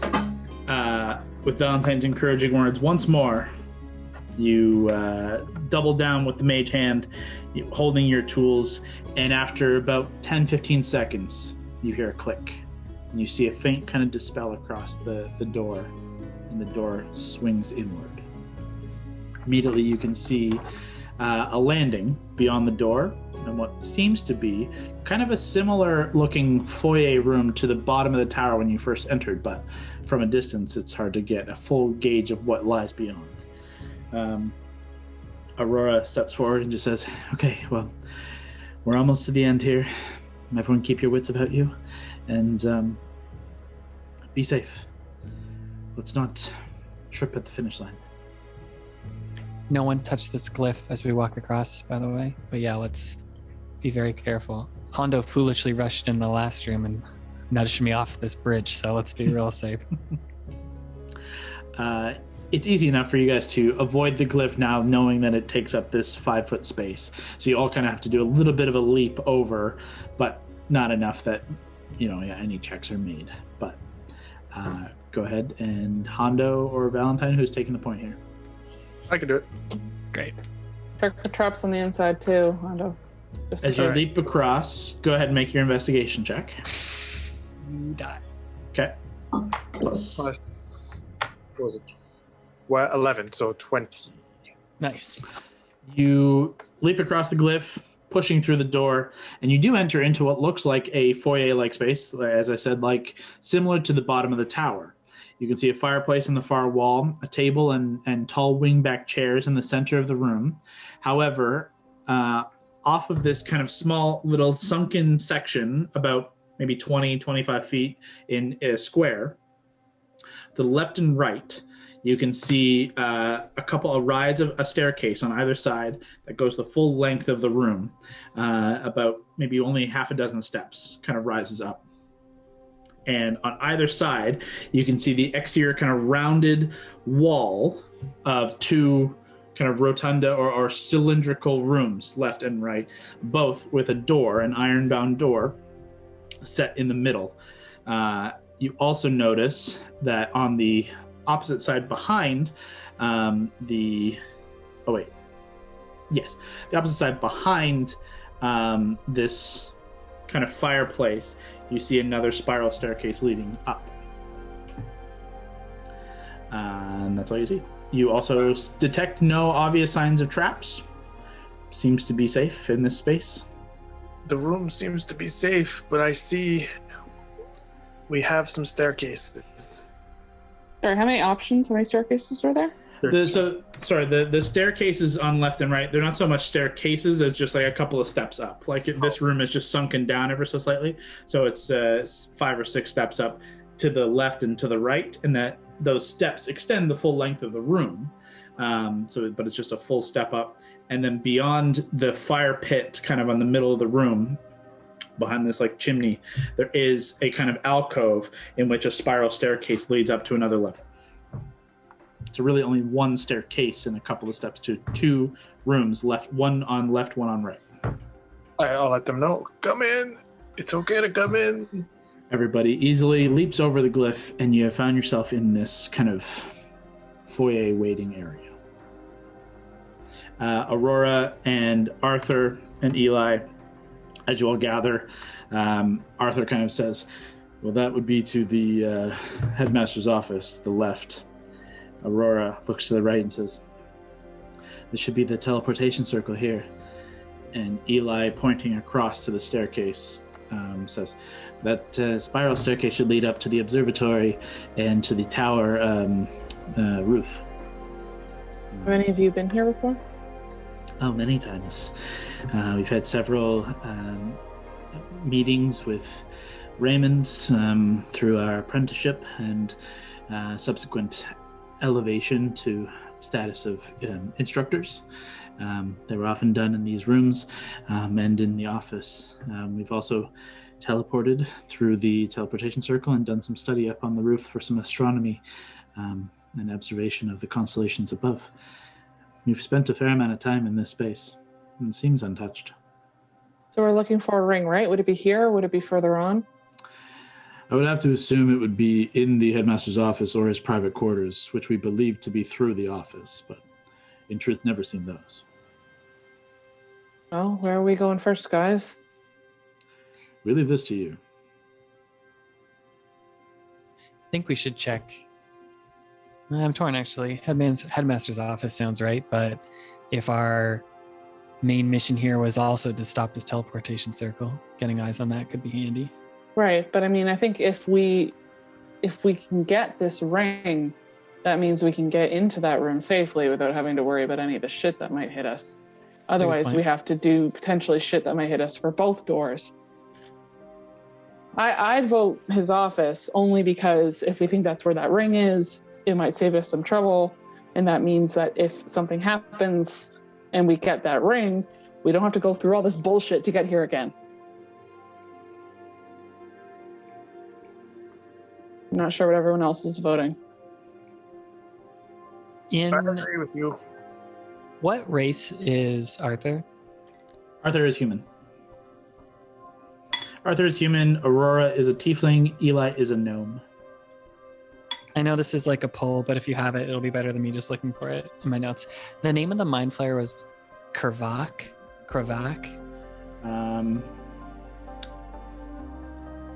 can try to find it.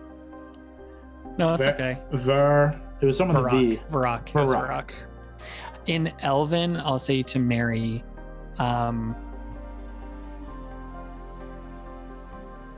The circle is interesting. We don't want someone doing what Kravak could do. You said it wrong. What was his name? Really? Varrock. Varrock. Fuck me. You're the one who remembered it. I know. Varrock. It's already gone in my head. As you say that, Mary, you pick up recognition of that language by all three wizards. You see all three of them immediately kind of look skeptical as to the sudden language change. Oh, shit. I'll just say in common because I know that they can see, so it doesn't really matter at this point. I don't know that... Why don't we just take a look at the doors and see what we're up against before we make a decision? Sure. Anna, do you want to see if that main thing is locked? Mm-hmm. I'll check the other door. Like, if he investigates one door, I'll investigate the other. Whichever one Kevin goes for. Both of you make investigation checks. We'll say Kevin for headmasters, Mary for teleportation. Sure. I got 22. Okay. I also got a 22. Let's see. You both make your way to the doors, respectively, and notice neither appear to be locked. Both are closed. Both... sorry, let me just read real quick. Yeah, actually, Mary, the door to your side seems to be unlocked, and as far as you can tell, not trapped. Hondo, to your side, as far as you can tell, the door appears to be unlocked, but you can detect a faint... it sounds like a almost like a hum, like a faint whir, like a very, very, very, very faintly as you get close. You can detect some kind of energy, some kind of potentially magic. It could be some kind of trap. Its source is a little uncertain. I'm going to tell them, I detect, I don't feel good about this. There's a little whir, humming noise. I don't know where it's coming from. Arthur kind of looks on around. The other side. Says, well, let's see if we can get some kind of answers. Closes his hands, and with a snap, you see a faint kind of wash of energy as he detects magic. And he says, you are indeed right. There is some protection in the door frame. Reads transmutation to me, which in truth is not exactly surprising given the transmutation expertise of the former headmaster. In truth, I can't tell you what it will do, but there is some seemingly permanent protection in place here. Maybe not permanent, but seemingly powerful. Well, while you got that up, you want to give the rest of this room a quick scan? See if there's anything else we might be missing? Absolutely. We all blind him immediately. Yeah, there is a conscious movement of eyes away from the rest of you. He kind of quickly looks around and says, your assessment of the room previous is apt. There is no other magical aura without any of your presence. Nothing around the teleportation wing. I would not be entering into the teleportation wing with this on. Will certainly cause some corneal damage, so I will avoid doing that. It will obviously be magical, and it would be difficult to decipher the differences. As of now, I can tell. I have this up for a little bit of time, so if we come across anything, I can do my best to let you know. But as of now, it seems to the headmaster's office we have some kind of ward, and to the teleportation circle, there seems to be nothing as of yet. And the door frame, could that mean that, like, the door, if we opened it, what's transmutation again? I don't fucking know this shit.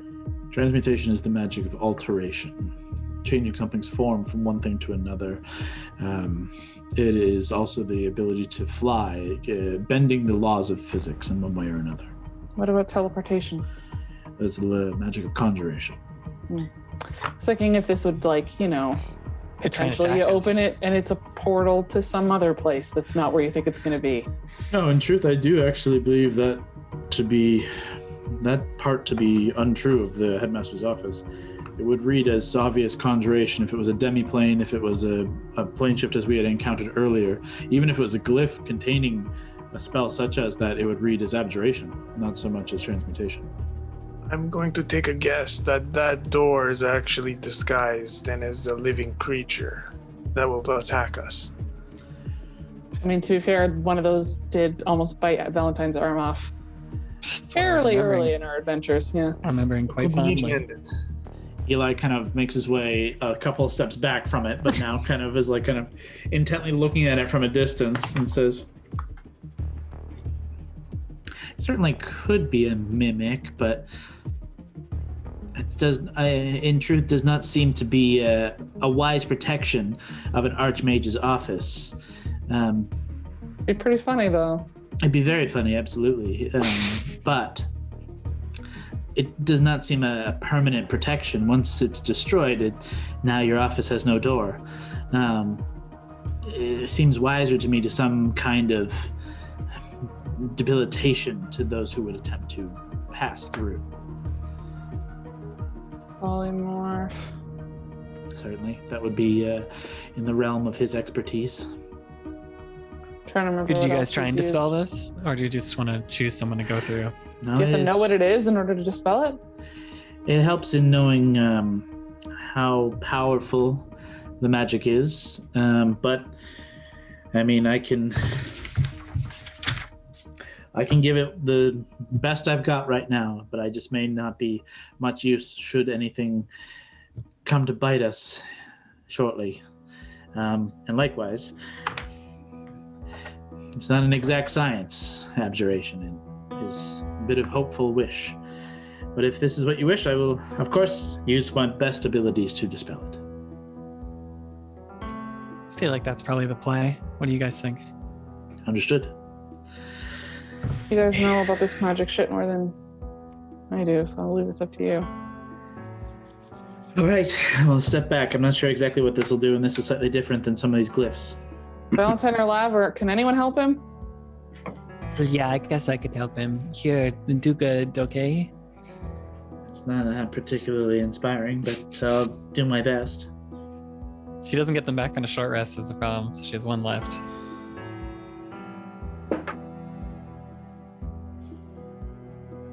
If you want did she inspire him? D6. Yeah, if you want it, it's a D6. Okay. Sound like the present. Hey, there we go. That was much needed. Actually, I only put it over by 2, so It's worth it. helpful. Eli steps forward, burns his 6th, goes for a powerful dispel, and indeed, he steps back and with a little bit of shock, a little bit of awe, and says, "I actually think I did it." Arthur, still with the tech magic up, says, "You have, but not entirely." He kind of looks forward at it and says, "It's safe. You should not fear, but I would say only for a short time. It seems to be quelled, but not gone." Get in, find that ring. Precisely. Stop it, Bert. Gotcha. Here goes nothing. He reaches down, opens the door, or turns the lock, and swings the door in, kind of pauses for a minute, steps in. "I'm not dead yet." Hondo, why don't you go help him out? I can help. Okay, so the ring is a somewhat gaudy in truth. It is rather wide, almost an inch wide, embossed platinum or silver. It bears the a creation of thorns and a rose with a ruby in the center, which is embedded with the sigil of the Whitethorn School. You find a crazy-looking platinum ring with a ruby, you probably got it. What's the ring look like? Is it big or is it little? It's rather small, but you can all see even from the doorway, or you can all enter. It's wide enough to fit at least 4 or 5 people. No, so I was going to ask if we could go in or if it was too small. For sure. Inside you see a circular stone room. The walls are covered in shelving and tapestries and artwork. You guys have been here before. You recognize the office itself from the at least once, maybe twice that you've been inside here. The massive dark wooden desk sits at the far wall of this relatively cramped room given the amount of stuff that just kind of piles in. This is a massive wooden desk, this dark wood. It's almost imposing and unnecessarily large. To the left stands a tall cabinet and shelving unit, in which you recall there were, I believe this is where he gave you... Earrings? Yeah, maybe that's what it was. The earrings, the book, the raven that Val wanted and then never used. That's right. I stole it. Yeah, he had some stuff stashed in there. To the right of the desk, you see a small lectern. Seems to be a small book on top. There's a singular chair opposite a tall-backed chair that sits behind the desk, but a singular chair in front. And there's like 3 or 4 different rugs kind of covering the base of the room. As Arthur makes his way in, he will aid you in searching whoever wants to make an investigation check. You can make it with advantage. I can try. Or you can both make investigation checks. Well, I was going to say I'd rather have Arthur using his detect magic to try to make sure nothing else is going to pop out of us, if that's okay. He is actually a little bit blinded in here as well, as there's some kind of auras of significant magic. Okay, so that's fine. But regardless, Hondo, you can have advantage on that roll. Yeah, Kev, roll again. Good.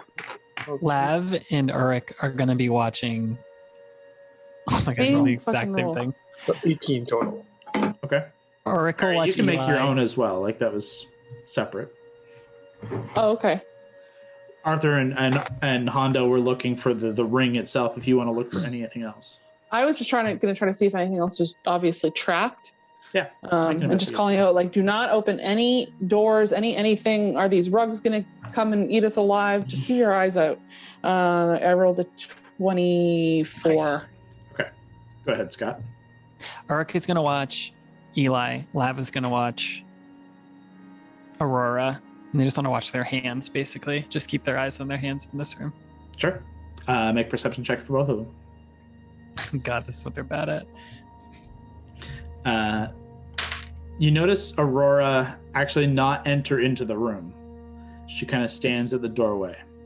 Eli does make his way in following Mary, and would have given Mary advantage if she didn't already roll really good. Lav rolled an 11 for Aurora, I think I said. Yeah. And then Uruk does much better. Adds +5, so that's 23. Wow. Okay. Keeps an eye. I'll let you know if anything Yeah, pops. just watch us. Hondo, what was your investigation? Was it 18? Mhm. You begin quickly filtering through, checking through the shelves, lifting up what is obviously available to you, with Arthur kind of detecting what is potentially magical and potentially not even of interest, but is magical but not of interest, or magical and potentially of interest. And over the next about 10 minutes, the two of you sift through the shelves and then make your way to the desk. And you're beginning to kind of cipher through the desk as Mary and Eli are also helping and checking in the cabinets and stuff. Mary, two things spark his interest to you. First is the cabinet that I previously mentioned to the left of the desk, and where you remember there being several items were drawn from within.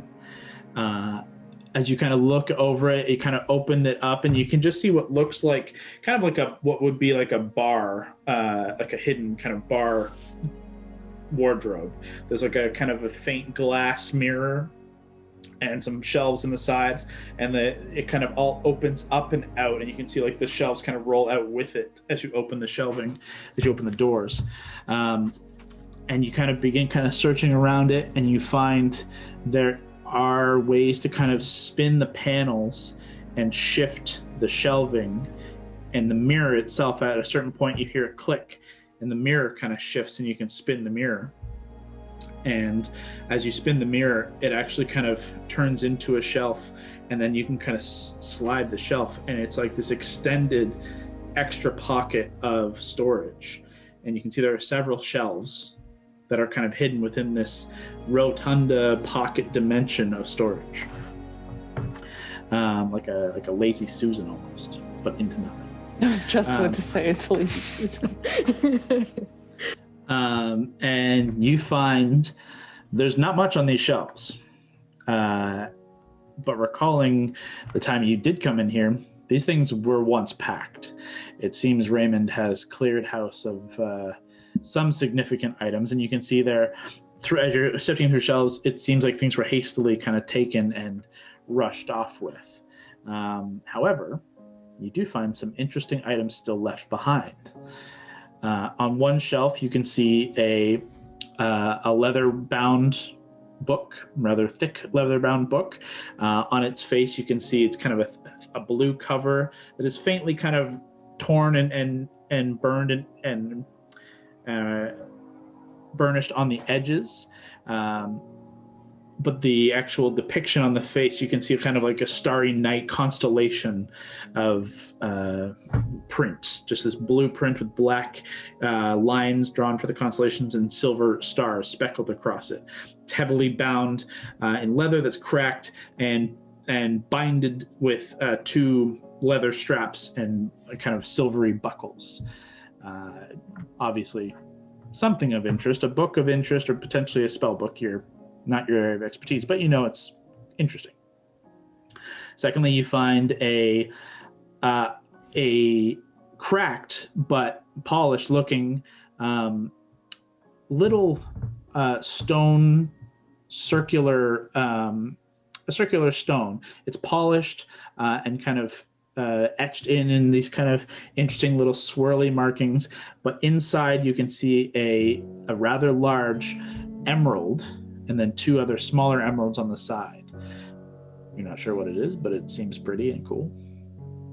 You find a leather handle of what looks like potentially a whip or some kind of something to that effect. It's like thick and hard bound. It's got a heavy knot on the one end and like these kind of tassels, but at the end where the whip part should be, there's just this kind of circular bit of metal, like a ring of metal and like a dark black circling within. It smells kind of almost sulfuric. It's interesting. Finally, you find on the last kind of turn of a shelf, tipped over and kind of rolling in the shelves as you spin for the end of it, this sphere of brass, maybe.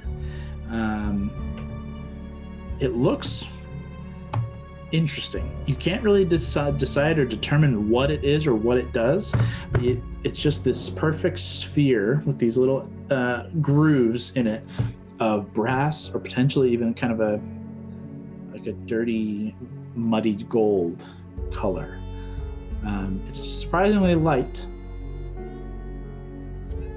It's interesting. It's got this little etch in the one side. It's otherwise spherical and perfect, except for this one section where there's like an indent into it. You're not sure what it is, but it's interesting. Okay. Meanwhile, Hondo and Arthur, you have indeed managed to check the desk and found several quills, parchment, inkwells, simple wands, empty vials. There was an iron ring, but it wasn't the correct ring. There is a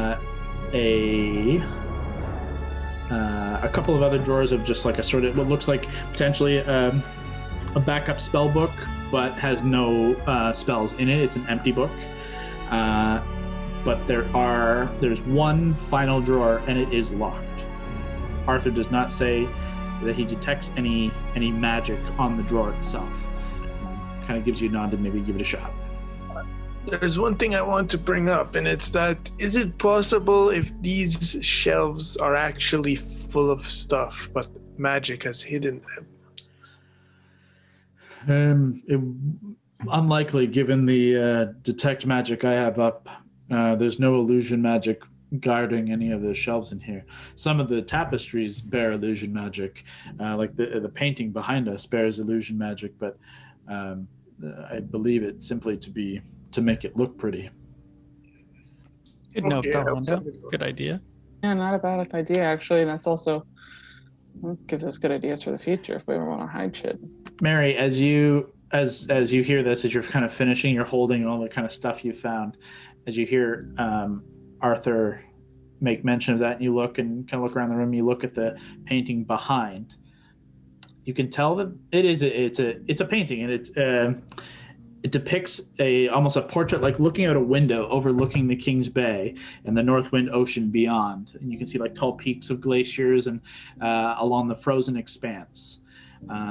You watch as it indeed is an illusion, as you watch the sky itself shift from bright morning sun to a warm golden summer to a dark night illuminated by blooming auroras across the ice. But you can see a seam along the side. Most paintings along the wall and along the frame. There's something there. As Hondo, this one drawer is locked. Go ahead and make a Thieves' Tools check if you want to try and unlock it. I'm so jacked up with this right now, Kyle. This is great. Oh God, Hondo. It's a 2 on the dice. My Thieves' Tools is 10, so 12. You insert your Thieves' Tools, and unfortunately, no dice. Arthur kind of looks around and just kind of taps his fist against it, and you hear that Knock. Don't worry about it. Happens to the best of us. And you feel it kind of jimmy open in your hand. He used a spell for you, Hondo. You can do it. You can just open it now. You don't even have to roll. Brilliant. And I'll open it up. Inside, you see a couple of scrolls of parchment and some other. They all seem like scrolls of parchment. But right in the middle, kind of on a small piece of fabric, you do indeed see a platinum-looking band, thick spiral of vines that rises up and holds a square gem of ruby that you can see within is etched the sigil of Whitethorn Hall. So I'm going to take it and I'm going to put it on and say, "Look what I found!" Arthur claps you on the shoulder and says, he kind of whispers in your ear and says, "You're going to want to move, take that off shortly. It will hurt you if you're not actually the headmaster." It says, "Keep a hold of it for sure, but just may not want to put it on just yet. Trust me." Excellent. That's, you just see a kind of a weight lifted off. Auric doesn't see Eli pick up anything this whole time. But I would say, Val, you notice Aurora's arms kind of cross and she hunches ever so slightly as the ring is found. Eli and Arthur both look pretty jacked up that it was discovered and now in this possession. Is Aurora still outside of this room? She's leaning against the door frame, looking in. Cool. I will just casually walk outside the room. Mary, are you doing anything with your discovery? Yes, I am. I'm going to go look at it. Okay. Could I say, sorry, I'll walk outside the room, but I am intrigued by her. I'd like to kind of just keep an eye on her. Sure. While not being suspicious. She doesn't move as of yet. Great. But Mary, go ahead and make an investigation check. May as well use luck because that was a 6. And I haven't used it yet today. That's a natural 20, so that was worth it. Oh, those instincts. With the little heads up, and then your natural investigation and your natural mistrust, you can indeed see that this frame is hiding a larger door that can be opened, and you can feel the faint kind of current of wind or air behind, and you imagine that this is probably your entrance to the private residence. It appears to be locked. Appears does not to move freely, but you do find the space where there is this very faint little keyhole. Hey, who found a tiny key? I found a tiny key earlier. There was a tinier key in the last drawer that Hondo finds. At this point, Arthur and Eli make their way towards Aurora, and Val, as you're kind of watching the three of them engage in a quiet conversation, just the three of them, as they kind of exit the room a little bit, and they quietly kind of tuck off to the side. What are the rest of you doing? Could I try and eavesdrop on that? And then that's just what I'll do. Sure, make a perception check. Hondo, tiny key. That's all I'm doing. Sure. Hondo, do you hand over the tiny key?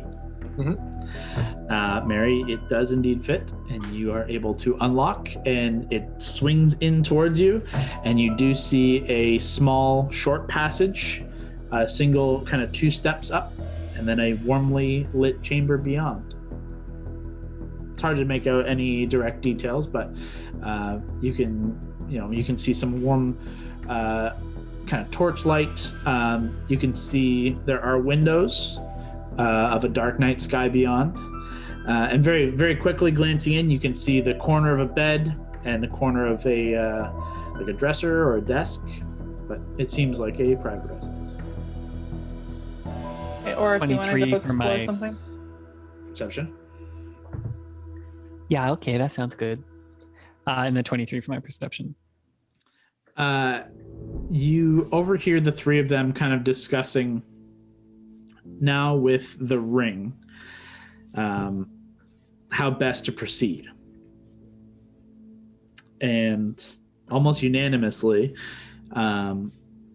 with the inspiration for the idea coming or at least the idea put forth by Arthur, that it fall to your group to decide who should wear it.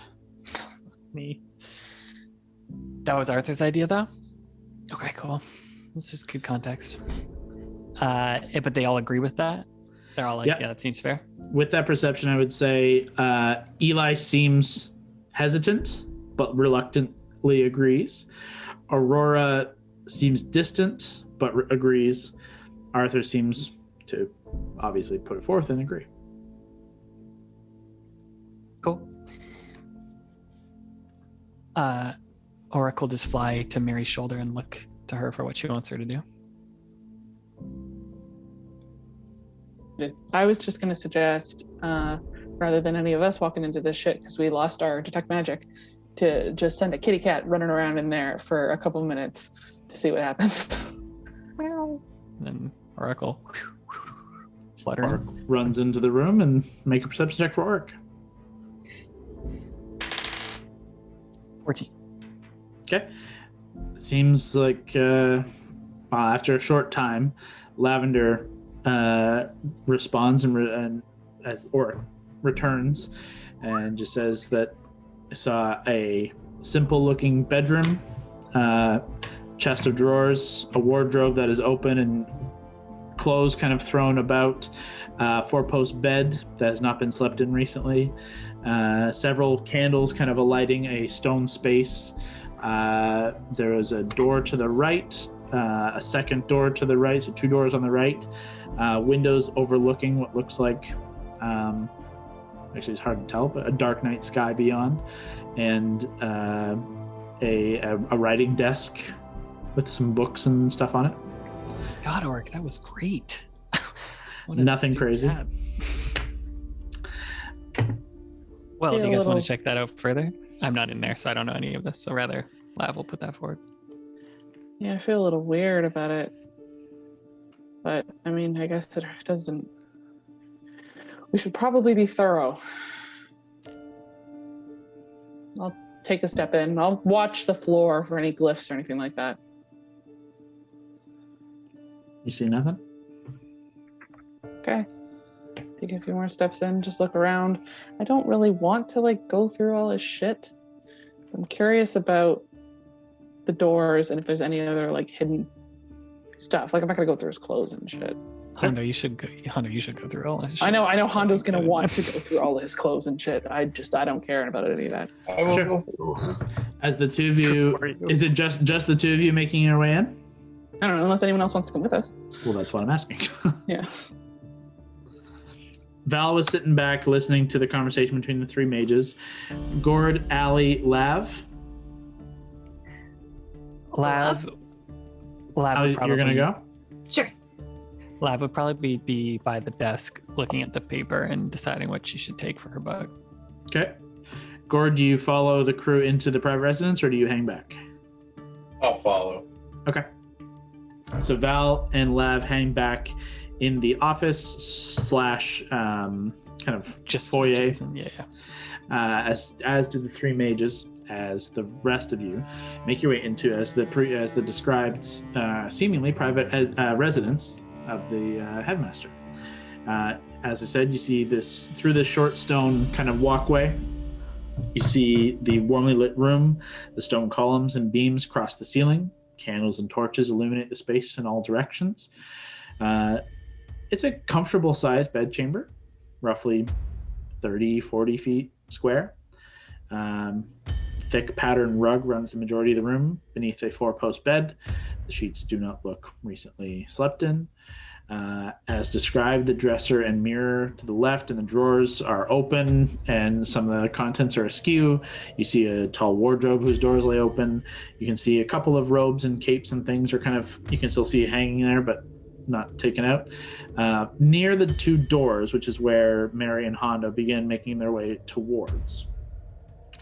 You can see to the right, there's a simple water basin and spout that seems to come out of the wall, and to its right you see a door that is currently closed and similarly bound in iron, like pretty much all the other doors have been. There is a set of bookcases on the wall in between this door and the next door, and then another bunch of bookcases to the left, or to the right, sorry, and a small fireplace with a thick stone mantle across it, and atop which you can see a stack of books and odds and ends that line all the shelves and the mantle. Some seem askew, there doesn't seem to be any order, and it seems like some have been sifted through, and not everything is accounted for. Seemingly Raymond took whatever was most precious to him when he left. It's an odd it's an odd sense to be in his bed chambers. Just kind of feels creepy. But the two doors lay before you, if that's what you're looking for. You take one, I take one. Tondo?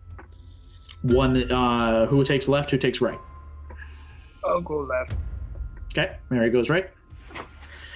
Hondo to the left, the door is unlocked. Mary to the right, the door is locked. Okay, I'll make sure that. Oh my God, Scott! I just saw your message. Commented on how much old man mage sex he would have had all over this room. Oh hell yeah! Oh, gross. He wasn't always old, I guess. I'll make sure there's no magic-y traps because I'm paranoid about it now. But go ahead and make an investigation check. Hondo, you can do the same. Investigation? Yep. 13 and 11, 24, I think. Okay. Really, really high. 31. Okay. Hondo, the door is unlocked and untrapped, and as you swing it in, it looks like a chamber pot. Seems like a small bathroom. Not anything to be afraid of. He found the water closet. Does he have a bidet? That's the question. No bidet, but he's a mage, so he can just snap his fingers and bidet himself. Damn. I'd be heated too. Mary, on the door to the right, there are no traps. However, you can see it is arcanely locked. The lock here is sturdy and enhanced by magic. Not the same size keys as any of the other ones we found. You don't even see a keyhole. Okay, great. All right, well, I'll try it. I know I have to roll really good if it's an arcane lock, right? Mm-hmm. Do you want some help? I'm not technically there. not but there. Yeah, I'm not there is there, lavender. You're not there, and it wouldn't matter because I rolled a natural 1. Okay, great. Well, it's fine. Mary, you take a little bit of time to get low, and you're kind of picking at it and working at it, and you haven't really tested these skills in a minute. Hondo has kind of been the go-to for a long time, and you've kind of let it not necessarily rust, these skills, but they're not as sharp as some of your other skills, and it takes you a good 2-3 minutes of just brute forcing, trying it, and you're just angry at it before you have to give up. And as you kind of huff and put your tools down for a minute, thinking of other solutions. Yeah, that was plan B. I saw what Scott suggested. I had a plan B. You hear something beyond. A faint, quiet voice. It just says, "Hello? Is someone there?" How legitimately does that sound fake or acting at all? Make an insight check. Ooh. Spooky. Really good again. I roll a 19 on that. I have a theory I'm writing down right now. Wait one sec. That's 30 total. It is too little to go off of. Yeah. But it Figured. seems like an actual. It didn't seem fake. Okay. Does that make sense? Like it's not An illusion. a Like I was trying to think of. projection. Yeah. It Sounds like a real person. It sounds like actual, like the natural reverberation of a voice, the natural reverberation off of walls and the voice, and you could hear some strain. Okay. I was trying to figure out if it was like someone pretending to be a scared little child, or if it was like. It's difficult to. It's fair. just so little to go off of, and not loud, and kind of shocked you. It's Okay. hard to gauge, even with that good of a roll. Okay. I'll go. Gosh, if there's someone there, you might want to step back. And I'll try to use Mage's Bane to dispel it. Okay, go ahead and make a. Intelligence check. Yeah. 17 plus 2, I think my intelligence is now. Yeah. Yeah, you tap the sword to the door, and just feel the arcane energies kind of dissipate out, and as you just fades, you can feel that it is indeed dispelled. I'll just kind of motion to Hondo with my head and just say quietly in Thieves' Cant, just in case, say, don't know who this is, but please don't completely scare the shit out of them, and open the door. It's still locked. Oh. It's just But not arcanely locked. Oh, shit. Okay, well then I'll motion to Hondo to unlock it. But you try. So I thought for some reason arcane lock like made it Makes it harder. unlock. I understand now. Okay. this is just regular lock, you said, right? This is now just a regular old lock with your Thieves' Tools check. Okay, well, I'm gonna skip the Thieves' Tool and I'm just gonna kick it in. Sure, go ahead and make a strength check. Gonna beat the Kathy. How many times have you broken that toe, Hondo Hondo? broken his foot. If you kick it into Oh yeah! filed on the other All door. right. Well, we'll see. We'll see. I'm okay with it. With the arcane lock dispelled, it is not as tough as it once was. And you haul back and you splinter the wood. It doesn't kick in. It's a pull door. You keep doing this. This is maybe the fourth It's a or fifth. closet. Closet door is always open. It in. pulls I want out. his foot to go through though. Can't. But you've shattered the wood around the lock mechanism, making it no longer you go. locked, and therefore it kind of swings in as you kind of feel the reverberations work its way back up your knee, like when you hit a baseball with a wooden bat Oof. or a metal bat. But nonetheless, it's now open as you kind of nurse your knee for a moment. The door swings a little bit in your way. Beyond, the room does give a faint bluish glow as the door kind of swings out your way. There's a faint kind of blue light that filters out.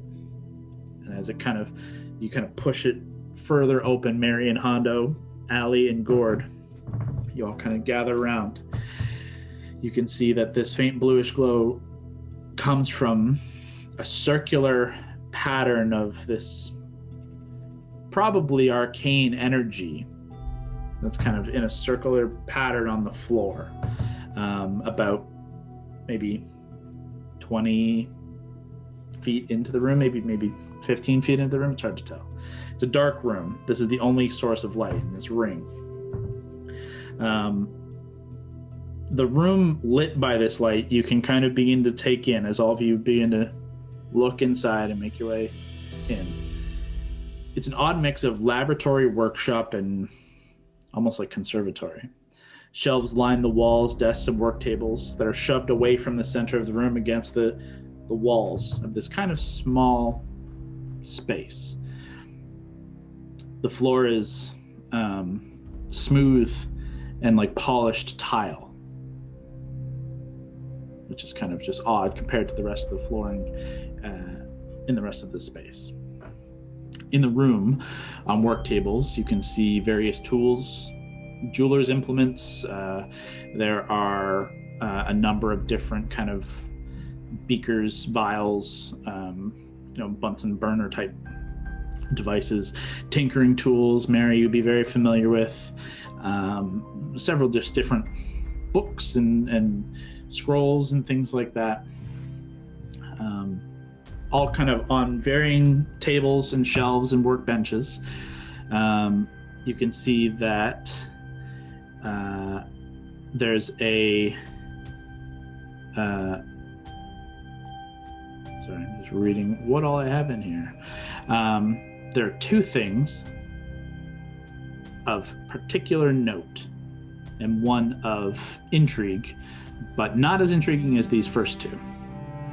A less intriguing item, on a lectern on the right side, near the door, about maybe 5-10 feet in, against the right wall, there's a lectern and a book. Sits closed, blue cover, ornately adorned, seemingly in kind of swirling golden patterns of kind of swirls, and you see a flaring sun in the center, kind of a couple sparkle of stars around it. Some kind of interesting, ornately displayed book, given the knowledge of who this space belongs to. Potentially spellbook. None of you, at least the Mary and Hondo and Allie, you guys are not exactly the arcane casters. Gord, that seems a little bit in the arcane realm to you to be of interest. However, most intriguingly in this room, on the left wall, besides the central kind of circle of glowing energy, on the left wall, there are two tall cylinders, 8 feet tall, roughly, seemingly filled with liquid of some kind. And from the faint blue glow cast by the circle in the middle of this room, you can see two shapes gently floating within the fluid of these glassy cylinders. Finally, in the middle of this circle, you can see a shadowy figure begin to kind of sit up and look in your direction, though the light not illuminating them enough to get you a good view of who or what they are. What do you do?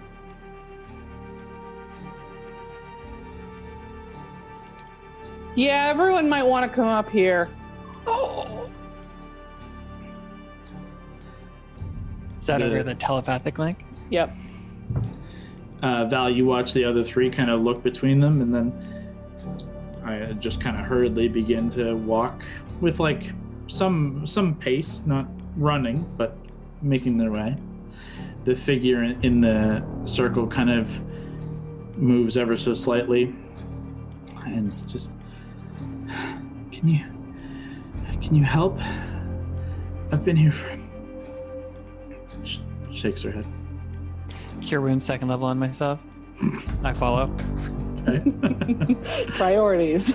I ain't fucking around. I know some shit's going to go down. 17 back to me. You said what I want. I won't say it. Keep going. You're not there as I'm not there. You I'm haven't not there. seen. Lav hasn't seen. None of the three wizards have seen. I'm gonna be like 5-10 feet behind these wizards, and I'm just fucking watching them. This is getting spooky. Okay. The four of you who are here, what are you doing? We can't get a good look at her because it's too dark, right? It's just too dark. It's a female voice, you said. She is a female voice. You can faintly see like she has kind of longish hair, but cut just above the shoulders. It's kind of hanging loosely around and disheveled. The light is casting like underneath her. It's a ring kind of lighting up from the floor up, essentially. So she's getting these weird shadows cast on her face. So it's really difficult to get a good idea of what she looks like, and there's no other light in the room.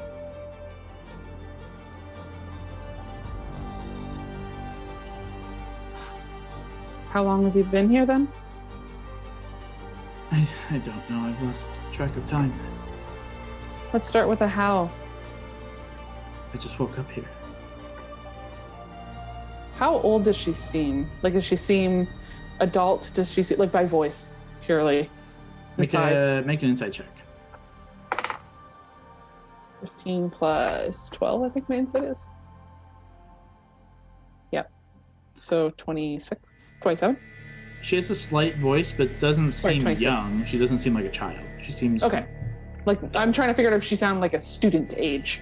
But if it's too hard to tell, that's fine. Difficult to say, but doesn't seem adolescent. Definitely seems like an adult, just with a slighter voice. Anyone have a source of light? It's kind of hard to see in here. To my party members. Torch. You guys have always got torches. There are actually, I should say too, there are torches on the wall. They're just not lit. Easy enough for a couple of you to go and light them up. I just want to be able to see in here. I don't trust it very well. As you kind of begin cautiously making your way in. Very specifically not stepping on anything that looks like a blue glowing circle or anything like that. At this point, you see, or you hear the mages Lavender and Valentine getting into the other room. And all of you kind of begin lighting some torches. You illuminate the room ever so slightly. You can see a little bit more on the work tables, more tools, more devices, little bits and bobs and things, and that are all about the space. But the torchlight now casts a better look at the figure in the middle of this circle. She appears to be human. She appears to be in her, you'd wager 30s, give or take. It's difficult to tell. She has sandy blonde hair that is kind of cut in this little bob, short, kind of jagged down around just above the shoulders, though seems to be disheveled from significant time without care. She is kind of pale and very slight, very, very thin, but seemingly like a pretty face, like almost like pixie-ish kind of face, though a little gaunt. And Oliver seems a little slight. She wears a long kind of dark green dress robe.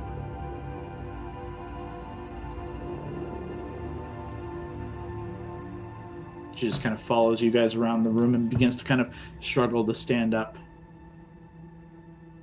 I wanted to wait to see the others come in. And I would say at this point, with you guys lighting all the torches, specifically look at their faces, the three, and see if anyone recognizes her.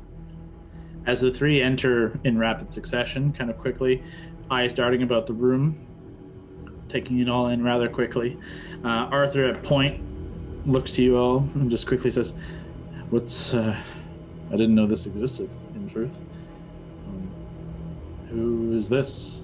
What is this? Kind of begins entering. Aurora enters in, similarly looking about the space and looking at the figure, just like looking at her, doesn't say anything. Eli just enters into the room, and you can see his far more trepidatious. Similar to the rest of you, he is sketched out and staying by the door. No one has looks of recognition at who this person might be. Make an insight check. Man, I'm rolling actually really good in these last few things after that natural one. 29. Okay. Arthur, Eli don't seem to have any glint of recognition, more of suspicion and uncertainty, and then even like suspicion of you guys. Like, all of a sudden things have gotten weird, from okay to weird. The Wildcards. Aurora has a look of, I know that face, but I don't know that face. There's recognition, but she's not sure where. There's something, but you can't peg it. And she hasn't said anything thus far. And Aurora makes her way slowly into the room with like stepping very, very cautiously and closely towards this figure in the circle, with that same kind of look of like recognition, but trying to find it. Val here Anyone now? know what the glowing circles on the floor are Val, doing? you rush in as Eli is like backing up to the door. Oh, excuse me. You push past. Oh, this is spooky-ish. Hell. Hey, what's your name? She looks up at you. She says, I can't remember. I don't know who any of you are. Should I? Can I take I'll just kind of process that. Can I take a quick look at those test tubes? Can I make out what's inside those giant fucking test tubes? Sure. Make an investigation check. Good. 14 plus 7 is 21. As you make your way past this circle, as everyone is kind of making their way around the room, being sketched out and weird, you ask this girl, this woman, who she is, and she answers weirdly. You continue forward to the 2 cylinders. As you get close to one, as you stand before one, you watch light kind of illuminate from beneath as you kind of step up, as if like activated by your presence. And you just see light cascade underneath a drifting humanoid figure aloft in this fluid. As you get close and you kind of wipe a little bit of condensation off of it, that looks like Raymond Borealis in there. Fuck it. There's 2 of Knew these. it. You step over to the next one, and the light kind of dims on the one and rises on this one. You wipe free the condensation. That doesn't look like Raymond Borealis. It does look like a that woman? girl.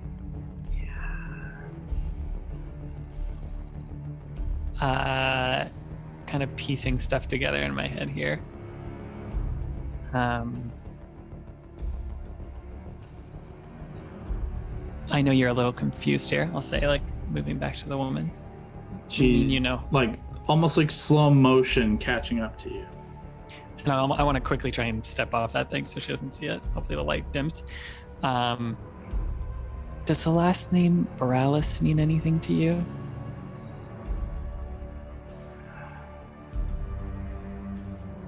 Her eyes kind of squint for a second. She just trails off. Like a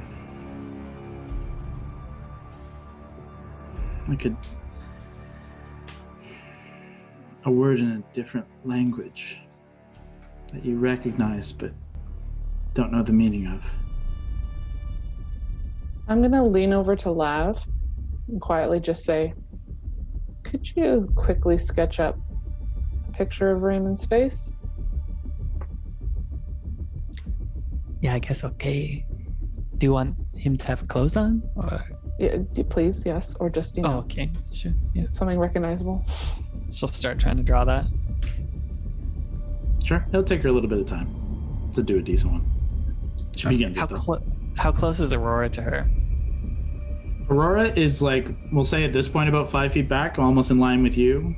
She's just getting closer and now is kind of stopped beside you and is just kind of looking, and like you can see the gears just turning. I'll like turn to her. Is she next to all 3 of them? All the other 2 mages? The other 2 wizards? Arthur has kind of made his way along the right wall, kind of just keeping distance and keeping his eyes just moving across everything. Eli is at the door, still in the doorway, just kind of, I don't know, being Eli. Then I'll try and just not to be suspicious to the other 2, but I just don't want her to overhear. I'll just talk to Aurora. I'll try and say it a little softly. Did Raymond have a daughter or a wife? You see Aurora just kind of break that trance of thought and say, never a daughter, a wife, and a son. That's What? She looks into the circle and says, Are you Sonia Bareilles? You watch as the figure inside looks and meets eyes with Aurora. And you watch a smile just break across her face. The runes all just begin to dissipate around the room as she stands up, stretches from the middle of the room. Says, about time. Let's be rid of this form. And she just, the skin tears free and just growing a pit fiend. Wings kick out from the back. A devilish face with horns and flame rearing from the snout roars before you. And that's where we're going to pick up next time. Oh, that was a fucking, like, key word. Yikes. Oh, Raymond didn't marry a beast. Maybe he did, pal. Maybe he did. Thanks for tuning in. Join us next time as the Wildcards deal with an unexpected and deadly foe in the expanded towers of the College of Whitethorn. There will be a new episode up every Tuesday, so stay tuned. But until then, keep exploring.